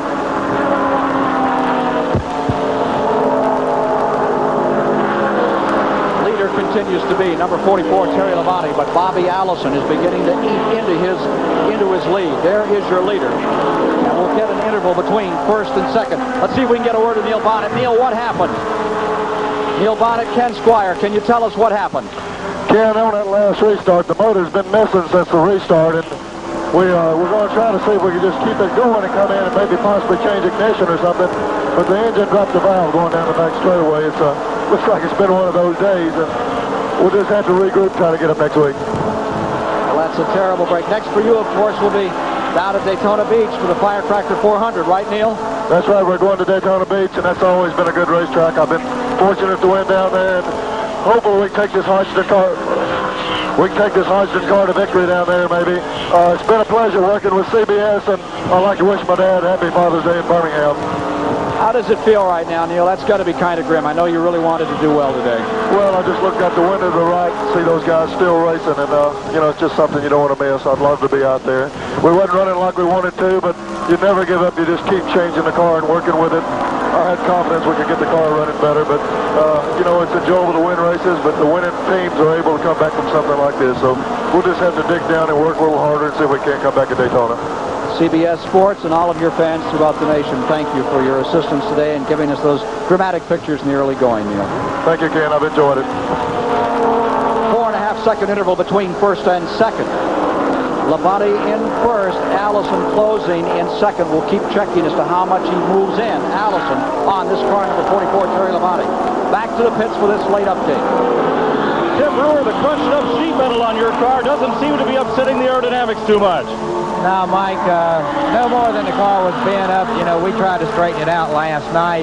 And, you know, aerodynamics, you know, no faster the guys are running today is not really hurt the car that much. But your driver, Tim Richmond, is the kind of guy who likes to put the car out front. Can he, the way it's bent up at the back? Well, he can, you know, handle it fairly well today. You know, we're trying a new concept. You know, we're just going to try to, you know, run up front, so to speak.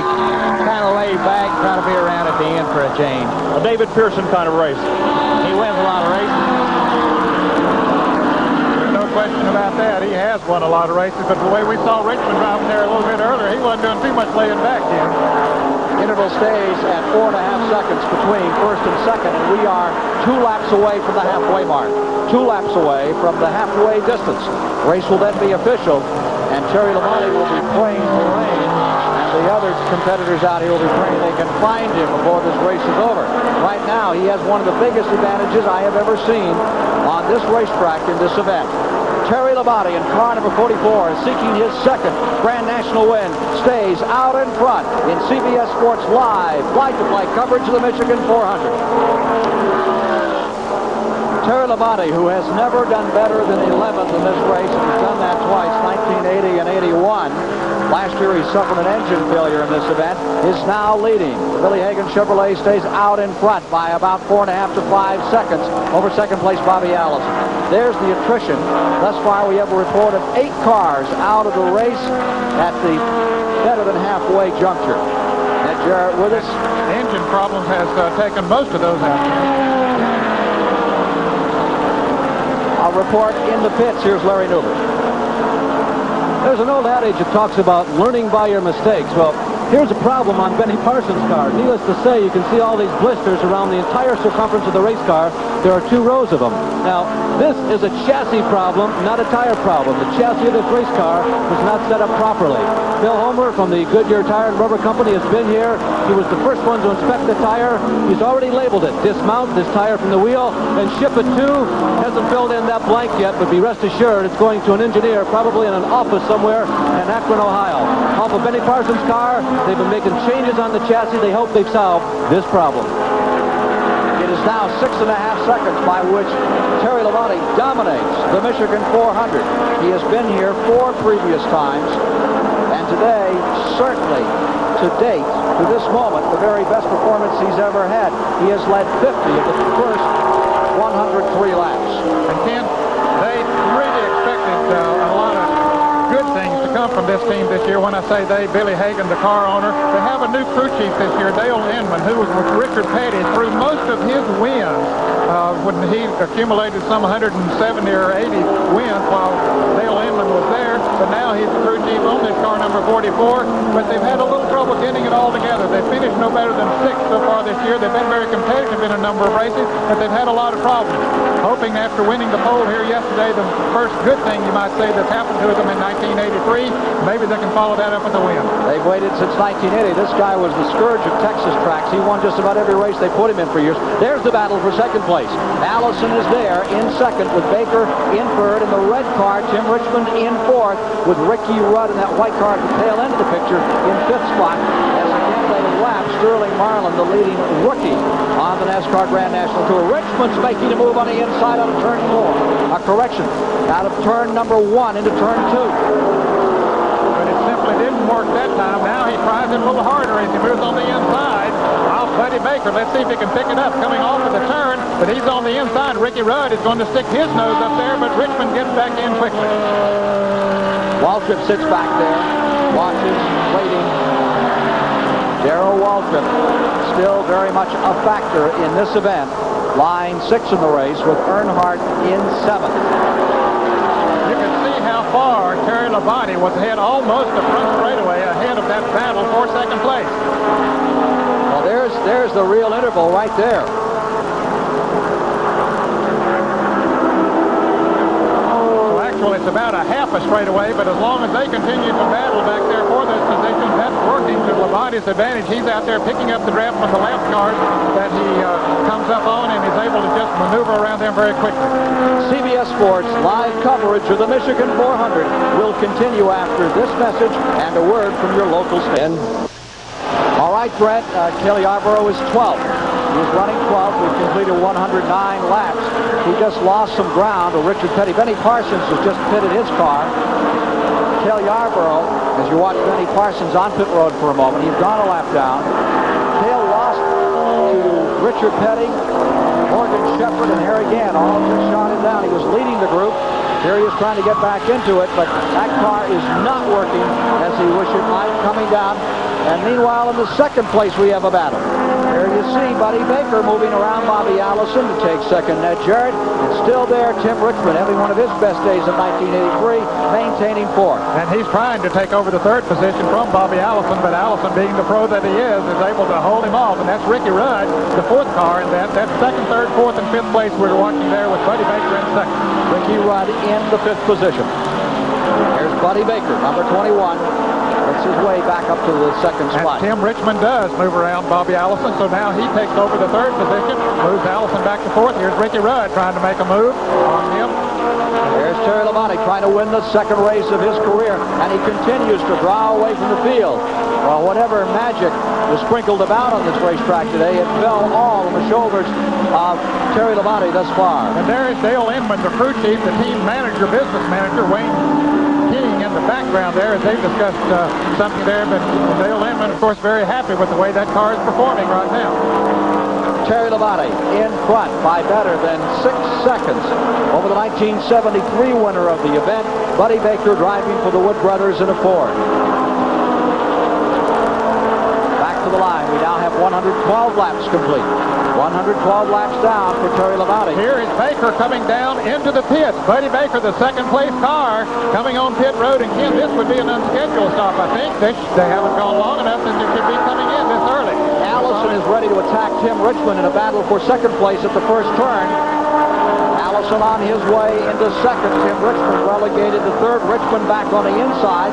And in the 4th spot is the white number 3, red numeral number 3, Ricky Rudd, the winner at Riverside, California, 2 races back. Tim Richmond, who won twice last year in both races on the 9-turn road course at Riverside.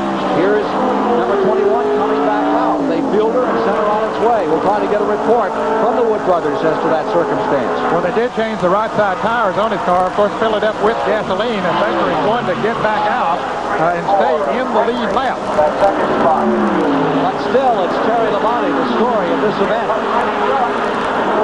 Terry Labonte, who's won over $1 million in his career, and now the pit stops are beginning. Well, yes, they are. So apparently I've lost count for a moment, Ken, as to when they would be scheduled to come in. They do it so quickly here. This is Ricky Rudd that we're seeing in the pits now. Scheduled stop for him, right side tire. So that's another of the leaders in. He had been running in 4th. And the pit stops under green turn that all over into a team effort. There's Rudd coming back out. Pit stops, and it can really cost you on a track as well designed as this Michigan International Raceway. Now there's the 3rd place car, or the 2nd place car, Richmond, and the 3rd place Bobby Allison's car. And here is Mark Martin in the pits. We haven't said much about Mark today. This is the first time he's driven this car that's prepared by former driver G.C. Spencer, and Mark is very high on this. It's a 3-race deal. He's very anxious to get back. He started out in the 2 car earlier this year, the J.D. Stacy car. He was fired from that ride. Morgan Shepherd now drives that car, so Mark is certainly a good big pass winner. He was ASA champion for 3 years in a row, and happy to be back now on the Grand National Circuit. The McClure, car number 4, has made its stop and come back out. Kyle Petty's number 7 running right in front of the leader. He seems to be slowing down. I think he's coming in. The leader is coming in. Terry Labonte for a scheduled stop now. Dale Inman and the crew will be ready for him as he comes in. We suppose he'll change right side tires as everybody else did. Let's put a watch on car number 44. Let's go to Larry Newber. Well, you not only have to be fast to win a race, but you have to have a little bit of luck. Things have to go your way. And so far today has been very, very smooth for Terry Labonte. There was no panic whatsoever as they prepared for this pit stop. It was absolutely routine. Changing right side rubber as Ned Jarrett suggested, filling the car with a load of fuel, 15.2 seconds. And as we suggested, everything going very routine. I'm looking at one of the tires right now, no abnormal wear. Jim, that was a very good pit stop, 15 and 2/10 seconds, but we did see one of the crew members reach inside and made a chassis adjustment on that car, and we thought it was working perfectly. He was pulling away from the field. They were not satisfied with it. First and second right there, number 27 and number 22. Tim Richmond in the red car, Bobby Allison in the white car. Behind them, you see Bill Elliott's car number 9, which started outside the front row. Bill likes this racetrack. He said earlier on when we first came on the air that the Ford ran good on this track, so he now has moved into the top 5 for the first time today. Shown in the 3rd position with Earnhardt in the 4th position and the 5th position, Darrell Waltrip. Richmond's car looking a little gnarly as it came out of turn number 2. Did a little dance there. These cars will be coming in for pit stops before too long as they single themselves out with Richmond the leader, Bobby Allison running in the 2nd position. You can see Bill Elliott running a little higher on the racetrack now as he comes into the picture in the Ford number 9. Coming around a complete 117 laps this time. 83 laps to go, 234 miles down. They'll not be able to go the distance on one more tank of gas. They'll have to stop at least 5 more. Richmond stays in front. Here's Richard Petty. He's been running the top 10. And in Richard Petty's pits, Larry Newber standing by. Richard Petty comes to a stop. Boy, he's been here quite a number of times in his career, running in the top 10 all day. Richard Petty with 197 career wins. Would like to make it 198, take that next step toward 200. But he hasn't really been a contender for the lead yet today. Petty in, Petty out. He may have to stop one more time. They were close on their fuel consumption chart. And that man has been absolutely amazing in his 20-some-odd-year career. He'll be 46 years old on July the 2nd, but he continues to go strong. They always have a big birthday party at the Daytona 400, the Firecracker 400, for Richard Petty, the 1976 winner here of this Michigan 400. Well, those front 3 continue to hang in there with Tim Richmond first, Bobby Allison in 2nd. There's Tim Richmond, who was the 1980 Rookie of the Year at Indianapolis. Came to stock car racing, found out he liked it, and he is stuck with it. Here's Mike Joy. Gasoline, tires, drink a Gatorade, and a clean windshield for Harry Gann in the Bandit automobile, the Burt Reynolds and Hal Needham car. He's down and away in just over 15 seconds. Staying the lead lap all day. Oh, yes, you make that kind of a pit stop. Now, when we say 15 seconds, that's the time that he's actually stopped on pit road and the fellows are working on the car. Of course, there's a slowdown period coming into the pit. Takes him a little while to get his speed back up. So actually, they might go as much as 30 seconds down to the leaders, or maybe as much as 35, taking it all into consideration, but that's still less than a lap. It's interesting that Bill Elliott is right back in this thing another time. There he is in 3rd in that big Thunderbird. They've run that car just twice before this year. Harry Melling, the car owner, lives here in Jackson, Michigan, where most of the teams take residence when they come to race at the Michigan International Raceway. Well, Harry Gant did almost go a lap down as Tim Richmond tries to move on the inside, but with the new tires, Gant should be able to stay out front, but he was far enough behind that he almost went a lap down, and he wants to stay out in front of the leader. He's having some problems with Richmond right now. Richmond will have to pit. Here is Earnhardt on pit road. Dale Earnhardt running in 5th place is on pit road. Lap 120. Lap 120, 80 remaining. Change the right side tires, but more. The rest of the crew working very feverishly on that car. Boy, they got those tires changed in a hurry. In less than 10 seconds, they're filling it up with gas now. So a good pit stop for Dale Earnhardt, 15 and 4/10 seconds. But if they could get that gas going as quickly as they could change those tires, that would have been amazing. Can you imagine? 2 tires, faster than you can put in a tank of fuel. That's what they do week in and week out on this 30-race, near $10 million tour. Richmond stays in front. The winner at Darlington earlier this year going a lap down. Bobby Allison right there. Correction, right there in second and sandwiched in between his gas. Harry Gant, of course, has made his pit stop. Here's Morgan Shepherd from Conover, North Carolina, a former sportsman champion. He has one victory to his credit. He won at Martinsville, Virginia a couple of years ago. Drives now for the J.D. Stacy team. Cale Yarborough moves up to fifth. Yarborough now fifth. Leader, the red and yellow car, Tim Richmond. And there's Cale Yarborough in fifth position, putting a lap on Tommy Gale. Gale sort of running out to himself now as after he moved around the car of Tommy Gale. That windshield beginning to show some of the oil residue off the racetrack. Tire, rubber building up on that windshield. That's just what the driver sees. That's what you see as we watch car number 7 on pit road. Let's go down to the pits right now. On pit road, and he'll get fuel, a drink, and right side tires. Watch for the jack on the right side of the car. It's too noisy here to talk to the driver, so when they drop that car off the jack, when Jeff Hammond releases it, that's Waltrip's signal to go. And we also saw Junior Johnson make a chassis adjustment on his car, and it was working perfectly in the early part of this race, but track conditions are different. Here's Cale in and out.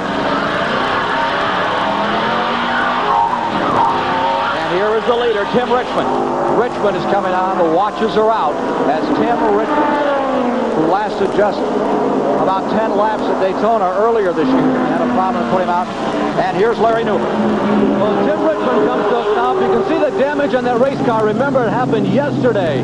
Richmond was involved in that 4-car shunt late in practice, but despite the fact this crew just about rebuilt the car overnight, this was performing quite well. I'm standing with Raymond Beadle, the man behind this race car. Raymond, your car is doing well today, considering it was completely rebuilt overnight. Yeah, well, you know, we were a little concerned, and Jim and them worked late last night. NASCAR was real good to give us a little extra time. The car team this morning, they drove around the pits and they checked it out, and it seemed to be okay, so they're trying. Everything's working good so far. Raymond, there was damage on all 4 sides of that car. How did you guys get it fixed? Well, like I said, we have some real capable crew, and they work real hard and they're real dedicated. We're just glad they're here since we're here in Detroit with old Milwaukee. Ken, things are looking pretty good for Tim Richmond. A big difference from this time yesterday. World champion drag racer Raymond Beadle. They've changed 3 crewmen on that car. Here's Bobby Allison, car number 22, being shown as the leader. And apparently, something's working right for car number 27, Ned. Yes, it is. They did a wonderful job in getting that car back together. And Tim has done a good job of driving it here today as we see Allison now coming down on the low side of the track, passing Harry Gant, who will be going a lap down. Gant has already made his pit stop while Tim Richmond was making his pit stop. Jeff Bodine came in, so did Lake Stevens. So most of the drivers are making those stops now. In the pits at this moment is Ron Bouchard. He'll be going back out into action as we see Cale Yarborough there now directly in front of Bobby Allison. Cale about to go a lap down, but Allison getting good gas mileage here today. He hasn't made his stop yet. He had excellent mileage a week ago at Pocono, Pennsylvania. And Gary Nelson did a remarkable job, and there is the leader right behind, Cale Yarborough, down the back straightaway. Nearly flat there. The front straightaway banked about 5 degrees. An interesting racetrack. You hear Cale groaning as he has to give up here. Let Allison in. Allison may be getting ready to pit. No, sir, he stays out. Well, now Cale moves back around him on the outside, so we'll see if Allison slowed down or if Cale was just able to muster enough power to stay out there. Certainly Cale wants to stay in front of him just in case there's a caution comes out. Jimmy Means' car having problem on pit road, a gas tank. Gas tank dragging along, a little tail behind him, and they had to stop, do a little fixing there. Well, what actually happened, he just took off before the crew got through with their job. That's what they said. Yeah. Here's Allison trying to run down Cale Yarborough, putting a lap down. Again, you are inside Cale Yarborough's car. Live flag-to-flag coverage on CBS, and here's Allison up again. Boy, he's going to go another lap. Look at that car dance in turn 3 and 4. And they come pretty close together right there. If they get any closer, they can shake hands. Cale right there, not wanting to go a lap down to Bobby Allison, and does not for the moment. Back in turn number 1. Bobby's says goodbye. But Allison must pit. Bobby Allison must pit. Here's how they stand. 127 and 200 laps complete. It is Allison first. Terry Labonte is in second. Darrell Waltrip is in third. And fourth overall is Tim Richmond with fifth. Bill Elliott. That's the front five at this time.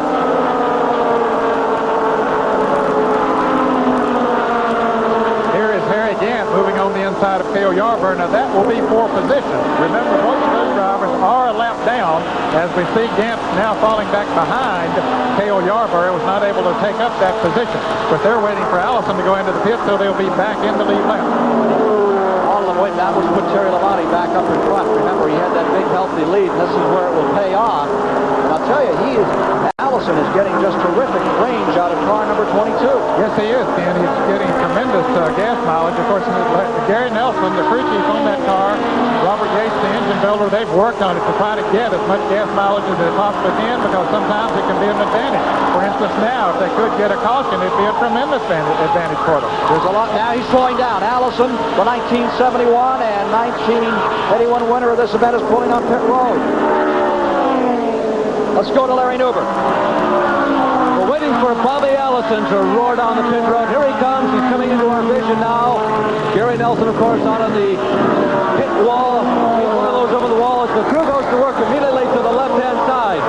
Bobby trying to get a hold of a soda pop. No, he turns the soda pop down and goes for the wet rag, cleaning off something on the inside of the windshield. No attention to the right or outside of the race car, and Allison is away with fresh rubber on the inside. Very good pit stop, and a little surprising, Ken. Everybody else changed right side tires. Bobby Allison took on left side tires. And we're watching this man, number 44, Terry Labonte, back in front another time. Terry Labonte back in front. The Hagen car leading here. Had his biggest year last year, winning almost $400,000 on the tour. But ended it really hard in turn 9 in Riverside, California. They took the entire front off that car. He crashed at about 170 miles per hour and eliminated the whole front end. Came to the victory dinner in Waldorf in New York on crutches. He's needing crutches today, Ned. He looks really tough. Car number 44, Terry Labonte, is back in first place here in the Michigan 400. Tim Richmond is appropriated second place. Darrell Waltrip is in third. More in a moment. 15 cars in the lead lap, and 14 of them chasing this man. Car number 44, Terry Labonte of Corpus Christi, Texas. But Ken, it seems as he's slowing down a little bit. Just a moment ago, after those pit stops, he had a 4.5-second lead. Now it is less than 3 seconds. As we see him down the backstretch, you see Bobby Allison coming into the picture. Allison in second place. Tim Richmond is in third. In fourth, after some more pit stops, it is Darrell Waltrip. The fifth position is Bill Elliott. Terry Labonte still staying out on the track, but Allison is really closing in. Now, whether that strategy of putting on the left side tires has helped Allison that much, the others took on right side tires. Don't know what it is. Now, there's the third, fourth, fifth, and sixth place cars as they come into the picture. Waltrip running in fourth, Tim Richmond running in third position. Now we're getting a look at the interval, and there's the second place cars. They swapped them around. We'll bring you up today on those standings. That second place car, Allison. White, number 22, stays right in there. Richmond in number 27, maintaining third, and there is Darrell Waltrip in the fourth position. Behind him is Bill Elliott in fifth. In the sixth position is Ricky Rudd. Seventh is Buddy Baker. Eighth is Dale Earnhardt. Ninth is Richard Petty. And in 10th at the present time is Morgan Shepherd. And Bobby Allison is really closing in on Terry Labonte. He has cut that 4.5-second lead down to, you see, about 10 car lengths. Ned, we need to get a report from the pits on those two cars. Here's Larry Newber. He may be able to help us with this. Well, we've been talking with the crew members of Terry Labonte, and you guys are right. Labonte has slowed down, and it is not intentional. The car is pushing. They did not get the right match of tires. They're really unhappy with the outside tires that are on the car right now, so Terry doesn't have much choice in the matter. He's got to slow down. They did say, of course, that they're going to go with one more pit stop. They think they can go the rest of the way once they stop one more time, and they hope to get a much better tire combination and then next respite. Allison closing in. Bobby Allison closing ground. Winner of 3 events this year at Richmond, Dover, and Pocono is right there. Terry Labonte seeking his second Grand National win. The last one, 1980 Darlington. There's that battle for third. There's the interval between the front two and the next three. Bobby Allison waiting around a lap car. Doesn't overplay his hand, does he, Ned? No, he doesn't. He's a very meticulous driver, very smart race driver, and certainly one of the best on the circuit. Dale Earnhardt is in the pit for an unscheduled stop. Let's go to Mike Joyce. Dale Earnhardt skids to a stop, and they're going to change left side tires on Bud Moore's Ford Thunderbird. One tank of gas is in, and they're having problems at the left front. The man dropped the tire, fell over, and had to right himself. Now on with the air wrench, and Earnhardt revs the engine impatiently, almost stalls it, but he gets away. He was running 8th. He goes a lap down. As he pulls out, he goes a lap down. And you saw that pass the lead. Allison has reappropriated the front position and going into the second spot. It is Terry Labonte. Something really amiss on that.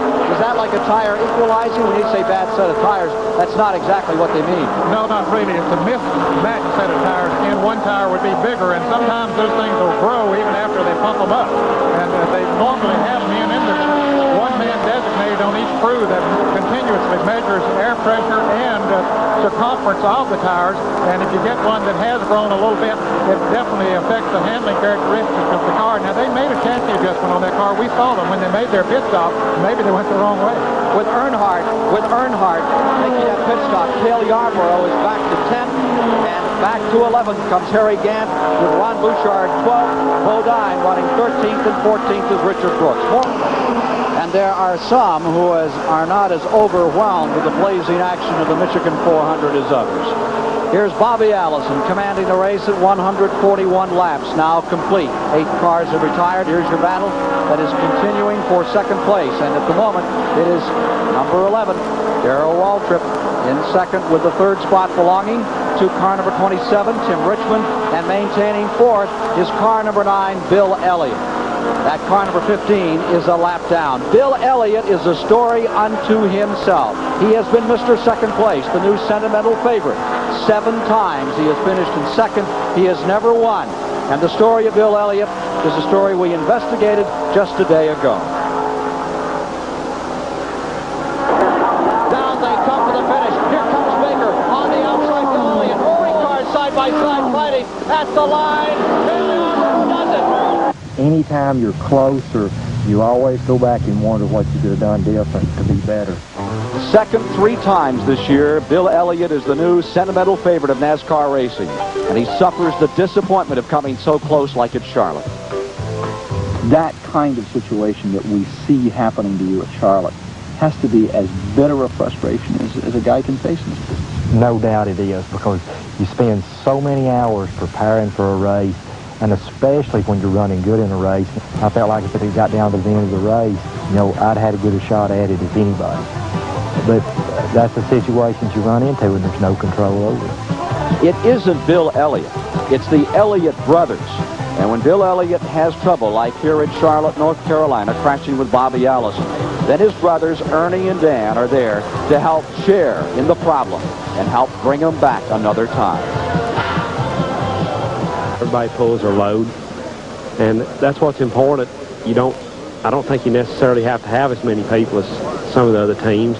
Ernie doing the engine and me driving the race car has always been a helping hand in what we do, because we don't try to blame each other for things that happen. We all make mistakes, and if you're human, you're going to make mistakes.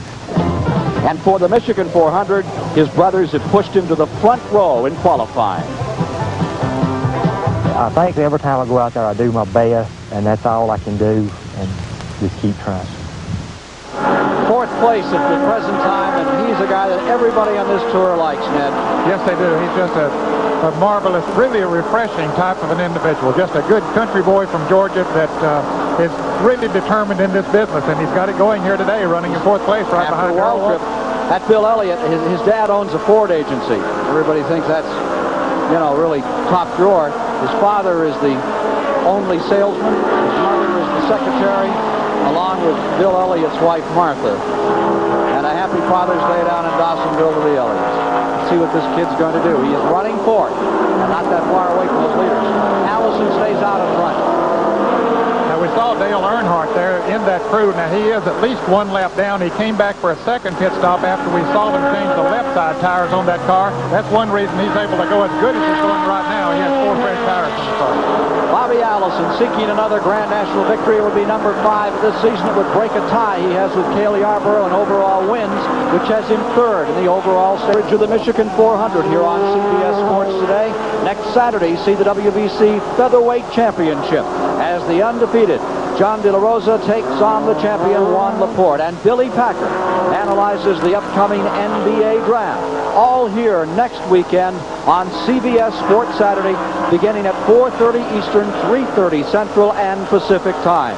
The reason for this caution, a blown engine on one of the Chrysler products in the field. Buddy Arrington erupting an engine, and here you see him retiring. He was well up in points a year ago, Ned. This year not working quite so well for him. No, it isn't, Ken. He had a very good year in 1982, but 83 hasn't been as well for him as he points his Chrysler into the garage area. One of only 2 drivers driving the Chrysler products here in this race today. He is the 9th retiree from the race. Also out is Dave Marcus. All the leaders have pitted, and it brings around a very usual kind of circumstance in NASCAR racing. Here's what's happening.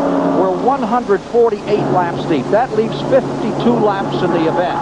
Now, Ned, how much fuel does it take to run from here to the finish line? It'll take every bit they can pack into it, and you can rest assured that they have packed every bit into it that they possibly can. And I think that we'll see some that'll try to go the rest of the way. I think it'll really be dramatic down towards the end because some of them won't be able to. 1 week ago, Pocono, Pennsylvania, it looked like Bill Elliott might win because he made a late pit stop and gathered up some extra fuel. And in the end, he ran out of gas. Tim Richmond ran out of gas. Bobby Allison had it figured perfectly right. Tim Richmond had to make a second pit stop because they had miscalculated on his car. Well, we're back down to that strategy, and I'm sure that down in the pits right now, they're going over those charts, over those clipboards, taking a look at just exactly how much mileage they can inch out of these cars to get to the checkered flag from here. Well, they've been keeping very close records. In the first 300 miles of this race, we're almost to the 300-mile mark. So they know how many laps they can run on a tank of fuel. Of course, now one thing they have to take into consideration when they start those calculations is how much drafting they're able to do. If they're running out front, they're going to burn more gasoline than they will if they're running back 2nd, 3rd, or 4th. I believe we can get a word from Cale Yarborough. There's going to be at least another lap before they turn them loose. And I believe there's a black flag. Let's see, the console. No, they're running the cars through the dust out here. They've laid down some speedy dry, and it's kicking up some dust. So they'll take a lap to run that down. Buddy Arrington, let me explain, blew right here at the start-finish line. Erupted the engine, poured oil right in the racing groove up on top. And so they're taking a lap here to pick up that speedy dry they lay down, this dry chemical that absorbs fluids that are spilled from cars. And that's why we have this extra lap now. Cale Yarborough, a little dusty out there for the moment? Well, just a little bit dusty, Ken, where they put the oil dry down, but all in all, the racetrack seems to be getting a little bit better than it was when we started. Is your race car getting better, Cale? Well, not much, Ken. Looks like we missed a handle on it, and it's just not working as good as I'd like for it to work, but we made another chance adjustment on the last stop, so maybe it'll be a little bit better. Cale, you're running in 10th position. You are in the lead lap on the latest rundown. Think you can pick up any here? Well, we're going to have to pick up some. It's getting late in the race now. It's time to go if we're going to go. Indeed it is. We're down inside of 50 laps this time by to the finish. Can you run on fuel to the finish from here? I think we're going to give it a try. I don't know. You know, it's still a pretty good distance. We may see him saying, "My kingdom for a pint of gas out here." Here's Mike Joy. Big strategy conference going on right now in the Junior Johnson-Darrell Waltrip pit. Junior conferring with his 3 crew chiefs on 2 key items. One, how much gas is actually in the car when they fueled it. Each of those 2 cans holds 11 gallons. There was still 1 gallon left in one of those cans. Secondly, the tire temperatures. And does the car have the right chassis set up to go the distance? They're voting right now. Do they go, or do they come in and make one last pit stop to be sure of going all the way? With 1 lap to go before the green, they'll have to go for it. Let's go to Larry Newber in Terry Labonte's pit. And I'm with Dale Inman, the crew chief. Dale, that caution flag came at just the right time for you guys, didn't it? Well, we were going to stop and change laps as quick as we got down to 50 laps to go, because we can run 50 laps pretty easy. And that last set of tires, when we changed right side tires, the car started pushing. So I was going to change laps and try to see if I could get it back about like we had it before, and hopefully we got it squared away now with tires. And I really don't know, but we did have one super set of tires, and then when we had to change, it kind of got the car messed up a little bit. But there's still a lot of good cars out there, and there's 50 laps to go. Well, you say you can go the distance for sure on what's left in the tank now. Well, I say that, but if I run out, don't shoot me. But we should be able to make it. Well, Dale Inman's been right more often than he's been wrong, Ken Squire. I'll bet you Labonte can go the rest of the way. The man they call a decided advantage for that team, Dale Inman, calling his shot. In the background, for a moment, on pit road, you saw car number 27, Tim Richmond, duck in and take on a little more fuel. When they come by and take the green flag, there will be 49 laps remaining. And I bet he didn't hold over half a gallon at that point, Ken, but that could make the difference at the end. We'll see. Tim Richmond, last car to come in, he falls to the tail end of the lap, but he's gambling. The others are going to have to pit between now and the finish. Pace car comes in. Field is ready to address the starter, Harold Kinder. Here we come with reported 18 cars still in the lead lap. Bobby Allison is the leader. We see Dale Earnhardt right directly in front of him. Now Earnhardt is at least one lap down, but Bobby Allison leads him into turn one. Bill Elliott is in second in the fourth. Here's Cale Yarborough fighting his way up through. Out of that 10th position. Skirmish is underway, and now we're down to it. Allison is getting around the lap car, Earnhardt, as he goes down the backstretch. Allison's car has really been working very well here as Bill Elliott now tries to move on the inside of Dale Earnhardt so he can get up to Allison. Earnhardt, as we mentioned now, is at least one lap down. Meanwhile, on pit road, Ron Bouchard's car being pushed back into the garage area. The strike flag, which is the passing flag, being given to Dale Earnhardt. Blue flag with a yellow stripe is a passing flag. It means that you are being overlapped. It makes you aware of that. Of course, Earnhardt here, he's trying to get a lap back. Yes, he is. He would like to get back in front of Bobby Allison. Then, if another caution should come out, that put him right back into it. He made 2 unscheduled pit stops for tire changes, so that has him behind. Bill Elliott is in third, right behind this yellow and blue number 15. That's the leader, Allison. Then comes that car of Earnhardt a lap down, and now we see a new man in third, Darrell Waltrip. Waltrip beginning to make his move. He was strong early in this race. Now that car is back working again the way he had it earlier. And you can see the car sliding, particularly going into number 1. This track was last paved, in 1977, and the asphalt is really seasoned, as you see there. It does look white. And they were real time getting a bite. Here comes Waltrip, moving on the leader, Bobby Allison. Going down on the inside as they come off of turn 2. Bill Elliott taking a shot at Darrell Waltrip. Allison first. Waltrip still second. Deployed in third spot. Bill Elliott on the inside moving up, and Ricky Rudd is there as well.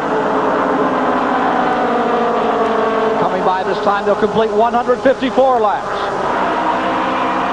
But then the chips are down now. They got to know whatever they have in those things, they got to show it. Bobby Allison is first. Waltrip is second. Ricky Rudd into third. Elliott to fourth. Cale Yarborough is up to fifth. Cale Yarborough moving into fifth position. Buddy Baker is sixth. Richard Petty is at seventh. There is Cale Yarborough. We're going to take you all the way around 360 degrees of this track.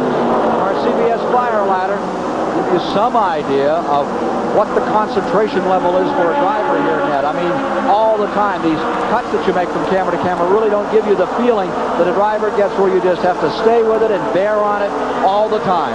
The concentration is very intense every moment, because especially when you're running in this kind of a pack at the speeds that they're running out there, you not only have to concentrate on what you're doing, but what the other fellow's doing around you. Yarborough's moving to fourth. Yarborough is on the attack. You can see with our CBS onboard camera. And meanwhile, there's a battle up in front. You can see them stretching out, taking a different line into turn number 1. Waltrip there. The crowd likes this one. And Darrell Waltrip has taken over the lead from Bobby Allison, and here's Ricky Rudd as he slips a little coming off of the turn. Here's Cale coming up on the inside. Ricky Rudd on the outside in third. Cale Yarborough right there. You're with him, making the pass, going up for the lead. And not making it. Rudd holds him off. Cale drives a little deeper into the turn and appropriates the third position. Bobby Allison right on Darrell Waltrip's bumper in second place. Now look at those two leaders bunched together. They begin to draft. They're trying to get away from the field. They'd like to decide it between two cars, and they're trying to slip away while the others are fighting. But look at Cale. He is really moving. That adjustment they've made is really working. Yarborough is in it. He intends to win this one. Now remember, he won at Michigan a year ago with an onboard camera. Then he won Daytona. I'm beginning to think he likes these things. He's having fun right now. All of them are really, even as intense as the concentration has to be, they're still having fun. They like to race, and they like this kind of racing. Watch that steering wheel on Cale Yarborough's car. Now there you see Waltrip going high. Allison's going back in front. Bobby Allison going to first. Waltrip down on the outside in turn 4, down there in turn number 4, and it is Yarborough up to second place. Cale Yarborough making a late charge, is going for the lead. Cale Yarborough's taking first place. Mark it, lap 175. And he made it look easy. That's lap 157, 157. For Yarborough into first place, Allison in second. That's the first time he's led today. Lap 157, he's on his way. And now he looks out back and sees Bobby Allison in the rearview mirror. Almost dejection in his voice when we talked to him a moment ago because the car had not been working that well for him today, but he did say they made that adjustment on it. There's Judy Allison. Boy, she has been with him forever. Yes, and they just became grandparents. That's right. Yeah, about 2 weeks ago. He first started racing in Hialeah, Florida, 24, 25 years ago. Judy Allison, I don't think she's missed a race. She, as much as Bobby, would like to see him win the national championship. I think it's going to go right down to those last races at Atlanta, Georgia, and then on to Riverside, California to decide it. Cale Yarborough's out in front. Cale running limited scheduling, not running the full 30 races, cutting back on his time. In the cockpit, spending a little more time at home, but when he's out, he goes all the way every race. There's just no such thing as second place for him. CBS Sports live coverage of the Michigan 400 will continue after this message and a word from your local station. Heaven, Monday night, PM Magazine. Working lap 162 on our CBS live coverage of the Michigan 400. Cale Yarborough leading Bobby Allison by just that much, but the story is the man on the warpath, Richard Petty. He's knocked down 5 cars in the last 3 laps, and Richard Petty in car number 43 has just taken over from Darrell Waltrip, the 3rd position. That car is really moving. That's the first time we've seen him make a charge today. Again, I don't know if it's planned that way, if they made some adjustments on the car to get him to go in, or maybe he was just laying back, but he's flat on the move now. Here's a report on the first place car. Mike Joy is standing by with Waddell Wilson. Waddell is Cale Yarborough's crew chief, and they've been making adjustments to that car all afternoon. What did you do on the last stop to get Cale to the front? Well, we made a chassis adjustment, and it seemed to really respond to it. It's just a shame we couldn't have caught it early, and we could have run a lot better all day. Do you have enough fuel to go the distance? No, I think the only one that can make it is Bobby Allison. Because today he's been running like 8 or 10 laps more than the rest of us, and all the rest of us have been fitting about the same time. Let's go to Bobby Allison's pits and Larry Newber. How about it, Gary Nelson? Can you guys go the distance on the fuel you have now? Well, yeah, we can make it all the way. We've got even a lap to spare this time. A lap to spare. Yeah. We're not too concerned about the fuel. Bobby's driving a pretty smart race right now. He's picked out the fastest car. He's trying to get as far ahead of everybody else that he can for the finish, and hopefully we'll just have one car to race. Yarborough surprised you. You didn't know he was on the lead lap, did you? Well, we knew he had him a lap down at one point, and he's pitted so far away from us, we weren't sure if he had stopped one more time or not. It looks now like he's the leader. We're second, so we're going to try and get as far away from the rest of the pack as we can, and then we'll have one to race instead of all those. Well, everybody knows for sure by now that Cale is leading, but Gary told me before we went on camera, Ken, that they're going to get him. Cale Cale Yarborough, number 28. Bobby Allison, number 22, continuing to fidget with first place as they work lap 165 of the 200 laps of the Michigan 400. Back there in third is Richard Petty, who all of a sudden, Ed Jarrett's taking a very high line to the corners. Yes, he is. We see him there now up next to the wall, so he's found a groove that's really working for him. One thing that does permit him to do is keep the RPMs up on that engine as he goes through the turn. Tim Richmond has come up to fourth and falling back to fifth. Well, Walter. Now, he made that late pit stop, so it's an accomplishment to come up as far as he has, as we see Allison moving back in on Cale Yarborough once again. I believe he's content to sit there right now because he is helping Cale Yarborough to pull away from the rest of the field and conserving gas, too. Now let's go back to the pits and Mike Joyce. We're in Ricky Rudd's pit, the number 3 car with Richard Childress. Does he have a problem, or is he just laying back? Right now, it's going to really be close on the gas mileage, so we're trying to stay back and do some drafting and try to make it all the way. It's really going to be close, though. It's going to be economy run for the Richard Childress team. Battle for third place is also beginning to develop. Tim Richmond is showing some muscle in the backstretch. There's Richmond going underneath Petty. Petty back to fourth. Relegated to fourth as car number 27, Richmond, gets back in it. He's up to third spot. Back in the sixth position is that car number 3, Ricky Rudd. And Petty continues to fall back. Well, he was running so strong a few moments ago. He'd come from far back in the pack, moved up to third place. Now Darrell Waltrip moving around on the inside, taking over the fourth position from Petty. He's trying. Buddy Baker is in seventh. Richard Petty won this race in 1974. Richard Petty, the all-time champion, 197 wins, 2 this year, still as strong as ever. But here is number 11, Waltrip, running wheel to wheel with Petty, who continues to use that high line, not backing that engine down a bit, getting up on the outside and keeping the rev counter right at the very top on the red line. Richard Petty in car number 43. The leader, car number 28, Cale Yarborough in the Michigan 400. 17 hours. That's how long it took us to paint this house with the brush. Then we painted it in just 6.5 hours with the Wagner power paint. This wicker chair took over an hour. With 31 laps to go, Cale Yarborough leads by a nip over Bobby Allison. Tim Richmond is in third, Petty fourth, Waltrip fifth. As the struggle continues down to the end of this race, Cale Yarborough, a big surprise, having a very poor first half of the race. There is Tim Richmond right in behind Buddy Baker. That's Ricky Rudd. Right, they're running in 6th and 7th position, and they've been running in a very tight draft for the last 5 or 6 laps again. That could be working to their advantage. They're gaining slightly on those first 5 cars. The leaders in the back straightaway. Cale Yarborough, winner of some $3,900,000 in his career, and right behind him, Bobby Allison, who in NASCAR racing's collected some $4 million, still continuing to fight. And here is that battle continuing between Tim Richmond and the 27 on the bottom and Richard Petty on the outside as they are fighting for third position. Giving instructions there in the grandstand. Let's go to Larry Newberg. Robin Pemberton on the radio with Richard Petty today. Can you guys go the distance with the fuel you have? I can't hear you now. What? Can you go the distance on the fuel you have in the car right now? We're going to try, Larry. It's going to be a gamble. It's very close, within a lap or 2 laps. We're going to see what happens. We haven't seen Richard really challenge for the lead yet. Is he going to give it a shot here in the next 20 laps? If he don't in the next 20, it'll be too late. So we're going to see. We're going to try. At the other end of pit road, another one of these stories among the leaders, Mike Joy in the Darrell Waltrip pit. Here's Jeff Hammond, one of the co-crew chiefs on the Waltrip car. Have you got enough gas to finish?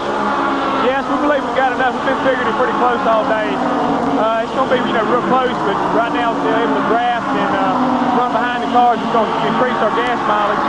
So right now, the way we got it computed, we're going to have about a lap extra as far as gas is concerned. We can run an extra lap. These cars hold 22 gallons. They get about 3 to 3.5 miles per gallon. The Ford team pitted right next door. Ernie Elliott, the crew chief, I asked him, will you stop again for gas? Do you have enough to go the limit? He says, I'll tell you what, we're not going to stop. They're out there to run the distance. Again, cutting it down to have 1 lap left. That's cutting it pretty close. Now, actually, on a track like this, they'll get from 4.5 to 5 miles to the gallon of gasoline. And if they're in the draft, they can get closer to that 5 miles, which they might work for here. 13 cars remain in the lead lap.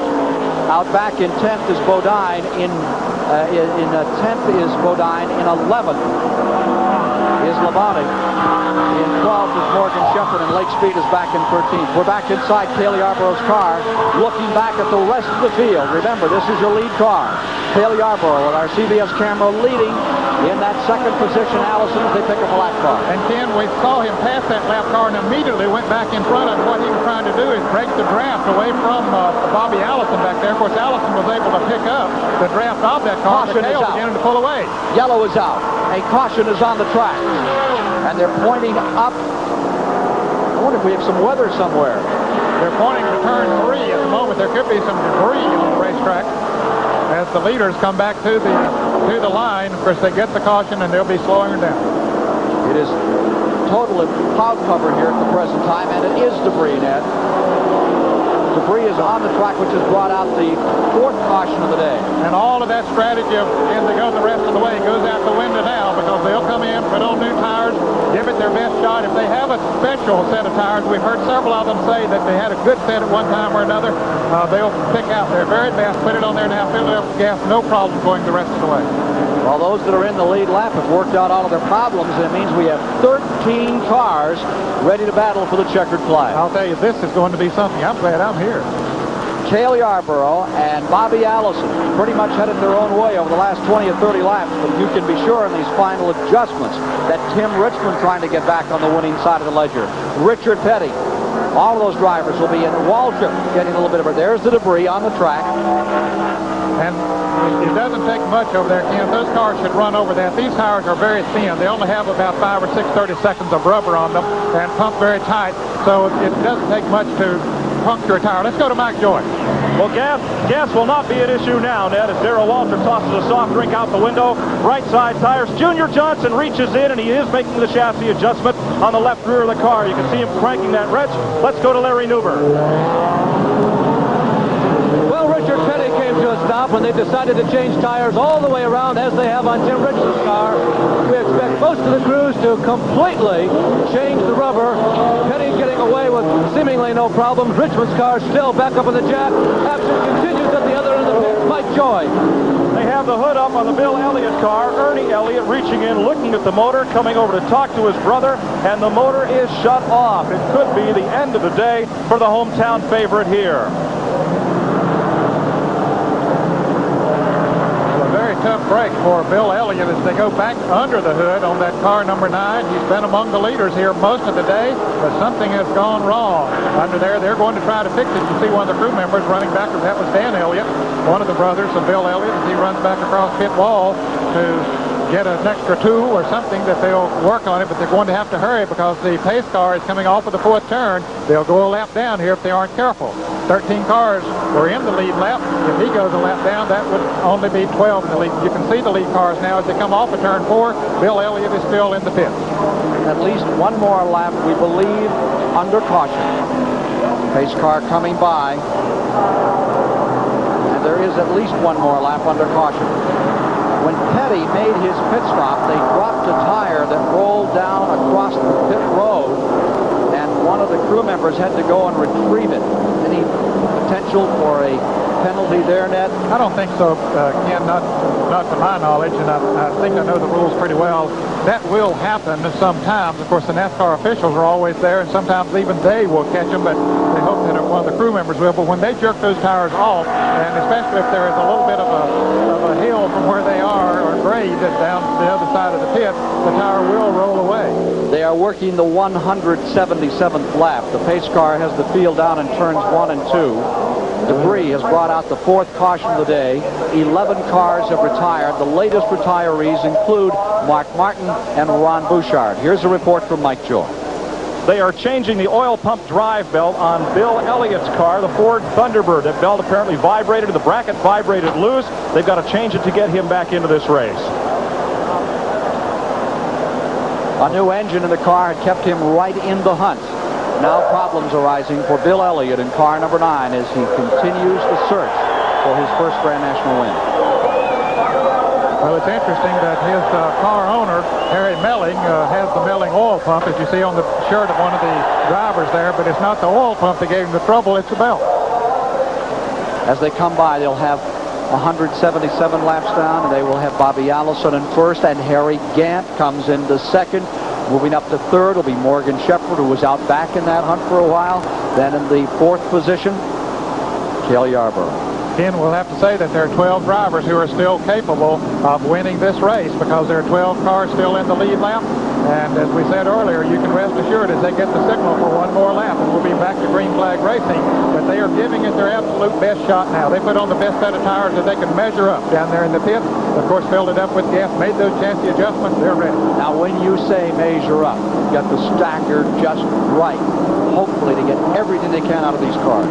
So that the chassis will work absolutely perfectly. Now, those tires will, as you pump them up, they'll come out different sizes, even though they're made in the same molds. In Akron, Ohio, when you pump them up, they come out different sizes, and sometimes you will purposely do that if you want to put a little more stagger in it or put a little more weight from the right side to the left side. You'll pump that right front tire up a little bit and stretch it to give it that advantage. In the fifth spot, Darrell Waltrip. In sixth, Ricky Rudd. In seventh, Buddy Baker. In eighth is Bodine. Ninth is Tim Richmond. 10th is Terry Labonte. 11th is Richard Petty. 12th is Lake Speed as we complete the leaders in the lead lap. 12 cars running the lead lap. They pick up some momentum here.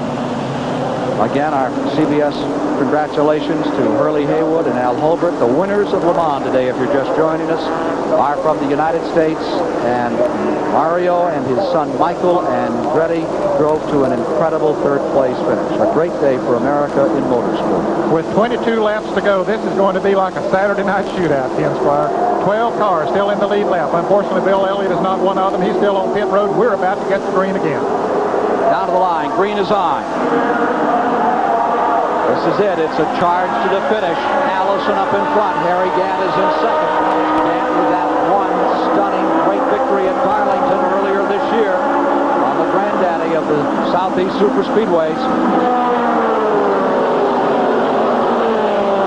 Temporarily, our in-car camera will be down for just a few laps. We'll have it back for the finish for you. And back in the pack, we see Richard Petty going very high, taking that same line again. Bobby Allison is the leader, but Petty trying to find the groove that'll work for him back in the pack. Richard Petty searching. There he is on the high side. You can see him rolling around some of the lap traffic, beginning to knock down cars in that very high groove. 179 laps complete. There's Petty in tight traffic. Terry Labonte making a quick move to the inside. Kyle Petty staying down out of the way. He gets lapped. He gives plenty of room to everybody else. Well, here comes Cale Yarborough trying to get back up to where he was when the caution came out. Bobby Allison is the leader now, but Yarborough doesn't like that.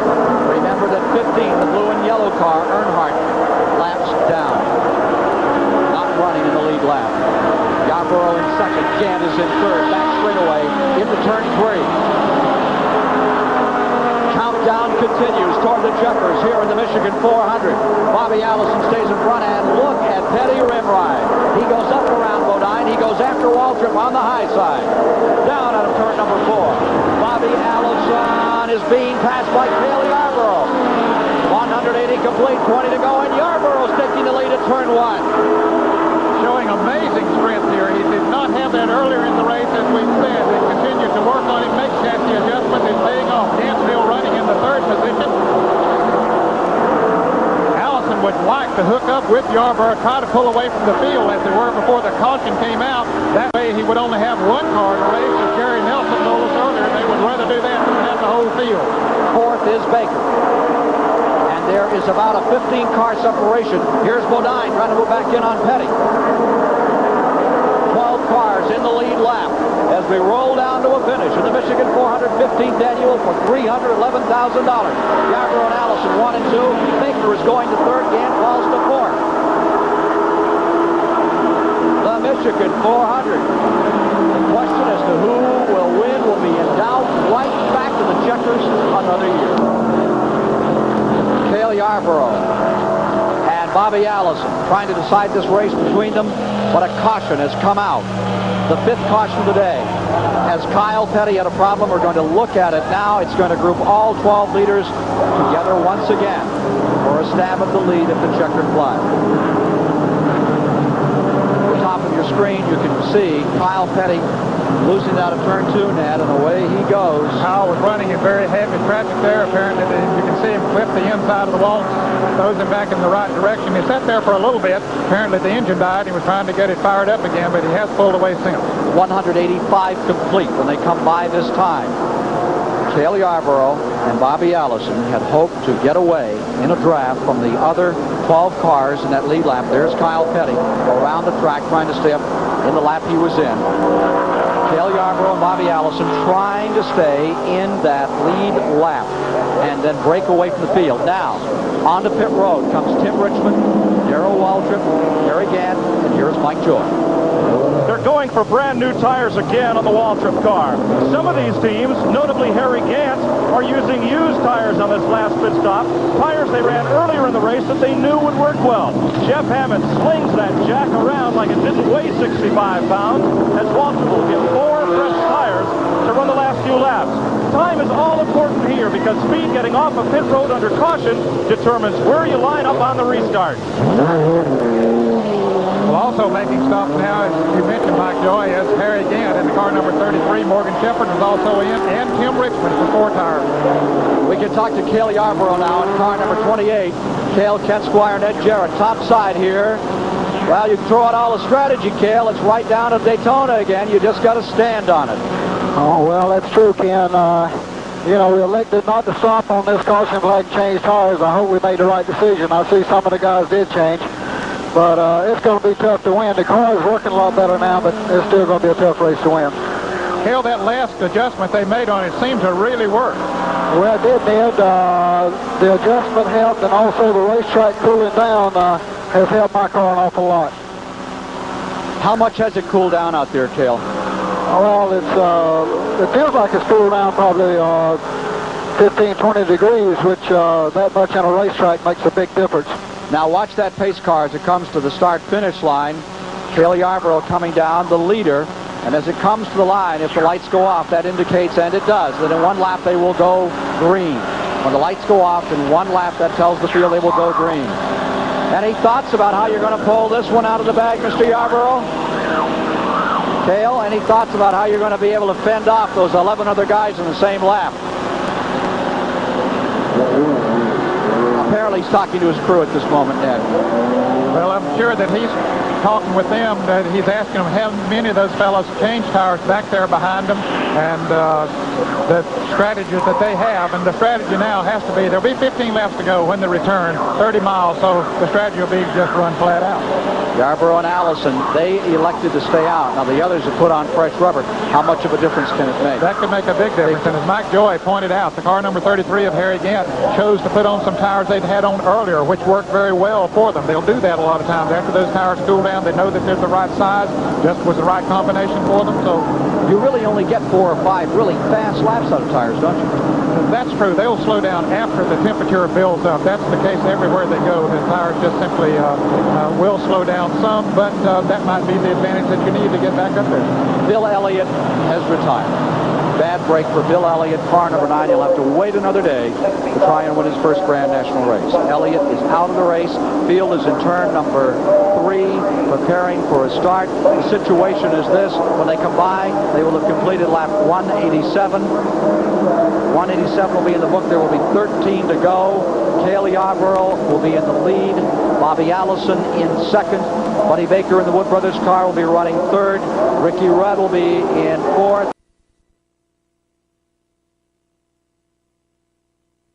Green comes out. Here they are on the charge. In the 6th position is Richard Petty. 7th is Bodine. Up to 8th is Morgan Shepherd. 9th is Lake Speed. And 10th is Darrell Waltrip as they go into turn 1. And it's heavy traffic in turn 1. Cale takes it right down to the inside. A groove that's been working well for him since they got those adjustments right. You saw Petty going very high once again. And here is the Allison continuing to stay right on the back bumper. I thought he was going to make a move, Ken, but I believe he's going to be content to sit there for a little bit. Waiting it out. Some of those cars with fresh rubber, they may try and attack in the next couple of laps. But Allison has Buddy Baker right on his bumper, and Baker might not be content to sit back there in third position, so Allison will have to act accordingly. They switch positions at 175, 180 miles per hour, looking inside and outside. Down they come into turn number 1. We are told that Petty's car is really pushing. That's what's carrying to the outside.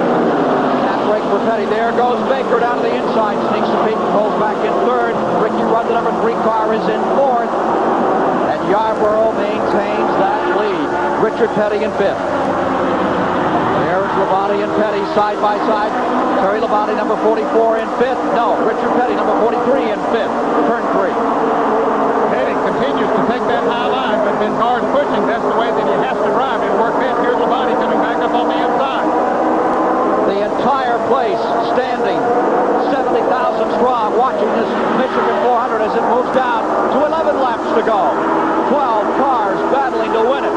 $311,000 at stake. You can see Yarborough's car taking those bumps. That car just doesn't look rigid now.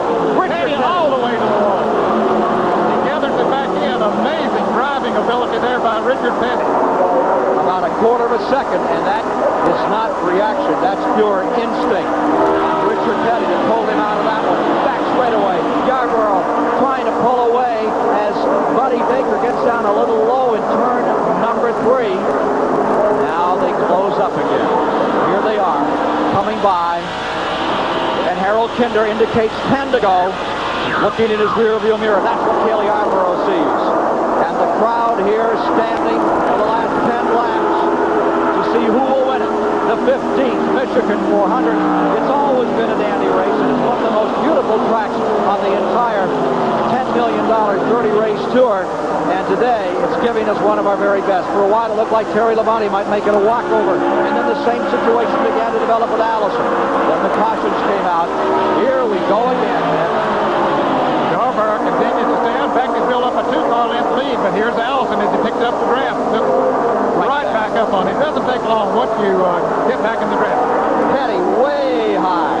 Behind those front 3, there's about 20-car interval. To number 44, Terry Labonte running fourth, then in fifth. Going down into turn number 1, it is Ricky Rudd. Labonte would like to gain the speed that won him the pole position here for this race. At one point in the race, he was the class in the field, but then he hasn't been able to run that strong since. But he's now beginning to show some strength, pull back up to 4th place, but he's got some catching up to do. In the second grouping, Tim Richmond, who came in and changed tires, has now pulled up to 5th. That has put Rudd back to 6th. And in 7th is Darrell Waltrip. Into 8th is Bodine. Richard Petty running high on the track at 9th. Front 3. There they are. There you see Petty way up high, out of 4.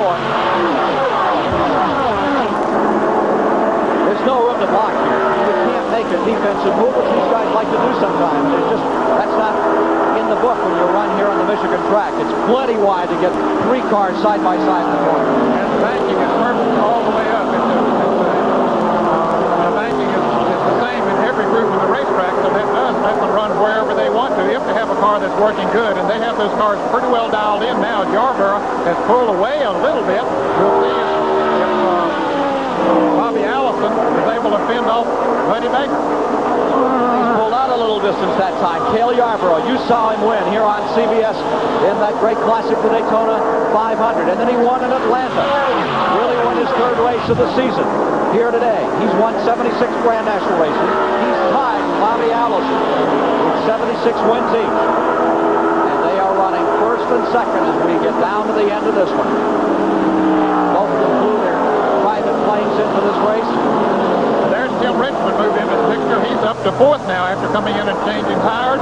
He might be the sleeper in this race. That might have been a very smart move that they came in and put on those 4 fresh tires. He's come from the back of the pack now to 4th place. And when they combine this time, there will be 6 laps to go.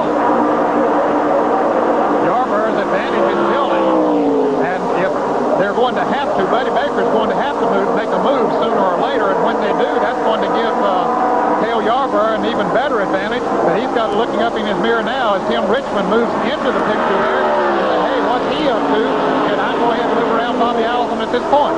And if Richmond, deployed in 4th, starts to make those moves, starts to pull up through, that might slow down Allison and Baker and give Yarborough the opportunity of another time from inside the Harry Ranier-owned Wado Wilson prepared car. And here comes Richmond. Richmond is down the inside. He's making his charge. He is going after Baker. He hasn't. Richmond now is the fastest car on the track. But look at the advantage Yarborough's gathering up, Ned. Yes, even the battle for third has given him that advantage up there because they break that draft a little bit. Allison was able to move away by a couple of car lengths, but here comes Richmond right back up on the back bumper of Bobby Allison. Well, he may carry the camera, but right now Yarborough's not interested in show business. He's trying to get away. He's moving down into turn number 1, the 20 car length advantage, but second place is the issue. Richmond was loose going into the turn. He almost was around the Bobby Allison car, but he got crossways going into the turn, had to drop back to third. Here's Darrell Walker coming into the picture. Bobby Allison lying there in second, and you can be sure that Darrell Waltrip back there in that 6th position now is on the attack. Less than 5 laps to go. Waltrip now is up to the 4th position, Ken. Lake Speed have been running 12th, is on pit road very slowly. Trouble on Lake Speed's car number 1. He's out of the race. Bad break for Lake Speed. Kid from Mississippi, former world champion Carter. Go-kart champion out of this race. Awesome on his car. Yarborough pulling away out of turn number 1 using a very high line, going higher and higher all the time. Battle is for second place. Battle for second position as they hit turn 3. There he is. Richmond is there right beside Allison. They're side by side out of turn 2. Coming very close as they come off, and Richmond takes the position, and here's Darrell Walter moving up in 4th place. Terry Labonte is right on his bumper. Allison would like to move back around, but he can do nothing about it as Richmond begins to pull away. And the shuffling of positions has put Cale Yarborough further out in front with now 3 laps to go. Cale Yarborough in car number 28 comes to the line, and you see the interval as they go by the starter. You see the starter right about there. Well, you would have seen it. There he is across the line. And the battle is all for second. It looks like a replay of Daytona, except Bill Elliott isn't in it. Cale Yarborough drawing away, and then the rest of the cars in pursuit are lining up to struggle for second place money today. Cale has to like what he sees in his rearview mirror as they battle for that position. That is absolutely working to his advantage. There's Yarborough down into turn number 3. Richmond is in second. Allison in third. Darrell Waltrip, a nice comeback effort, is up into 4th. Terry Labonte is in 5th.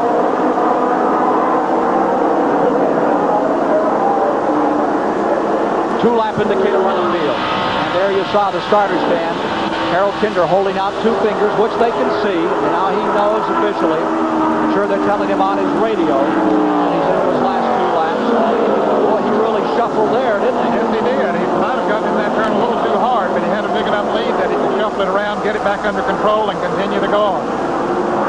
Well, a lot of drivers don't like to have the CBS onboard camera. We go through a list of many of them and ask them about this onboard camera. Cale Yarborough, after winning here last year, said, I want that thing at Daytona. And Harry Ranier, his car owner, said, we wouldn't run without it if you guys are going to be around. And here's Cale coming out of the 4th turn area another time. But his lead is dwindling. There's a white flag, 1 lap to go. And definitely, 27 is gathering ground. Going down into turn number 1, Tim Richmond is tied up in a draft. He's trying to close up a little. Last lap. And a good battle between Darrell Waltrip and Terry Labonte. Labonte was up the side of Waltrip for the 4th position, but Waltrip now back in front of him. There you see the interval. Cale Yarborough in first. In that second place, Tim Richmond. And in third is Bobby Allison. Looks like it's going to come down for second place at the finish line between Richmond and Allison. Cale Yarborough drawing away 15 car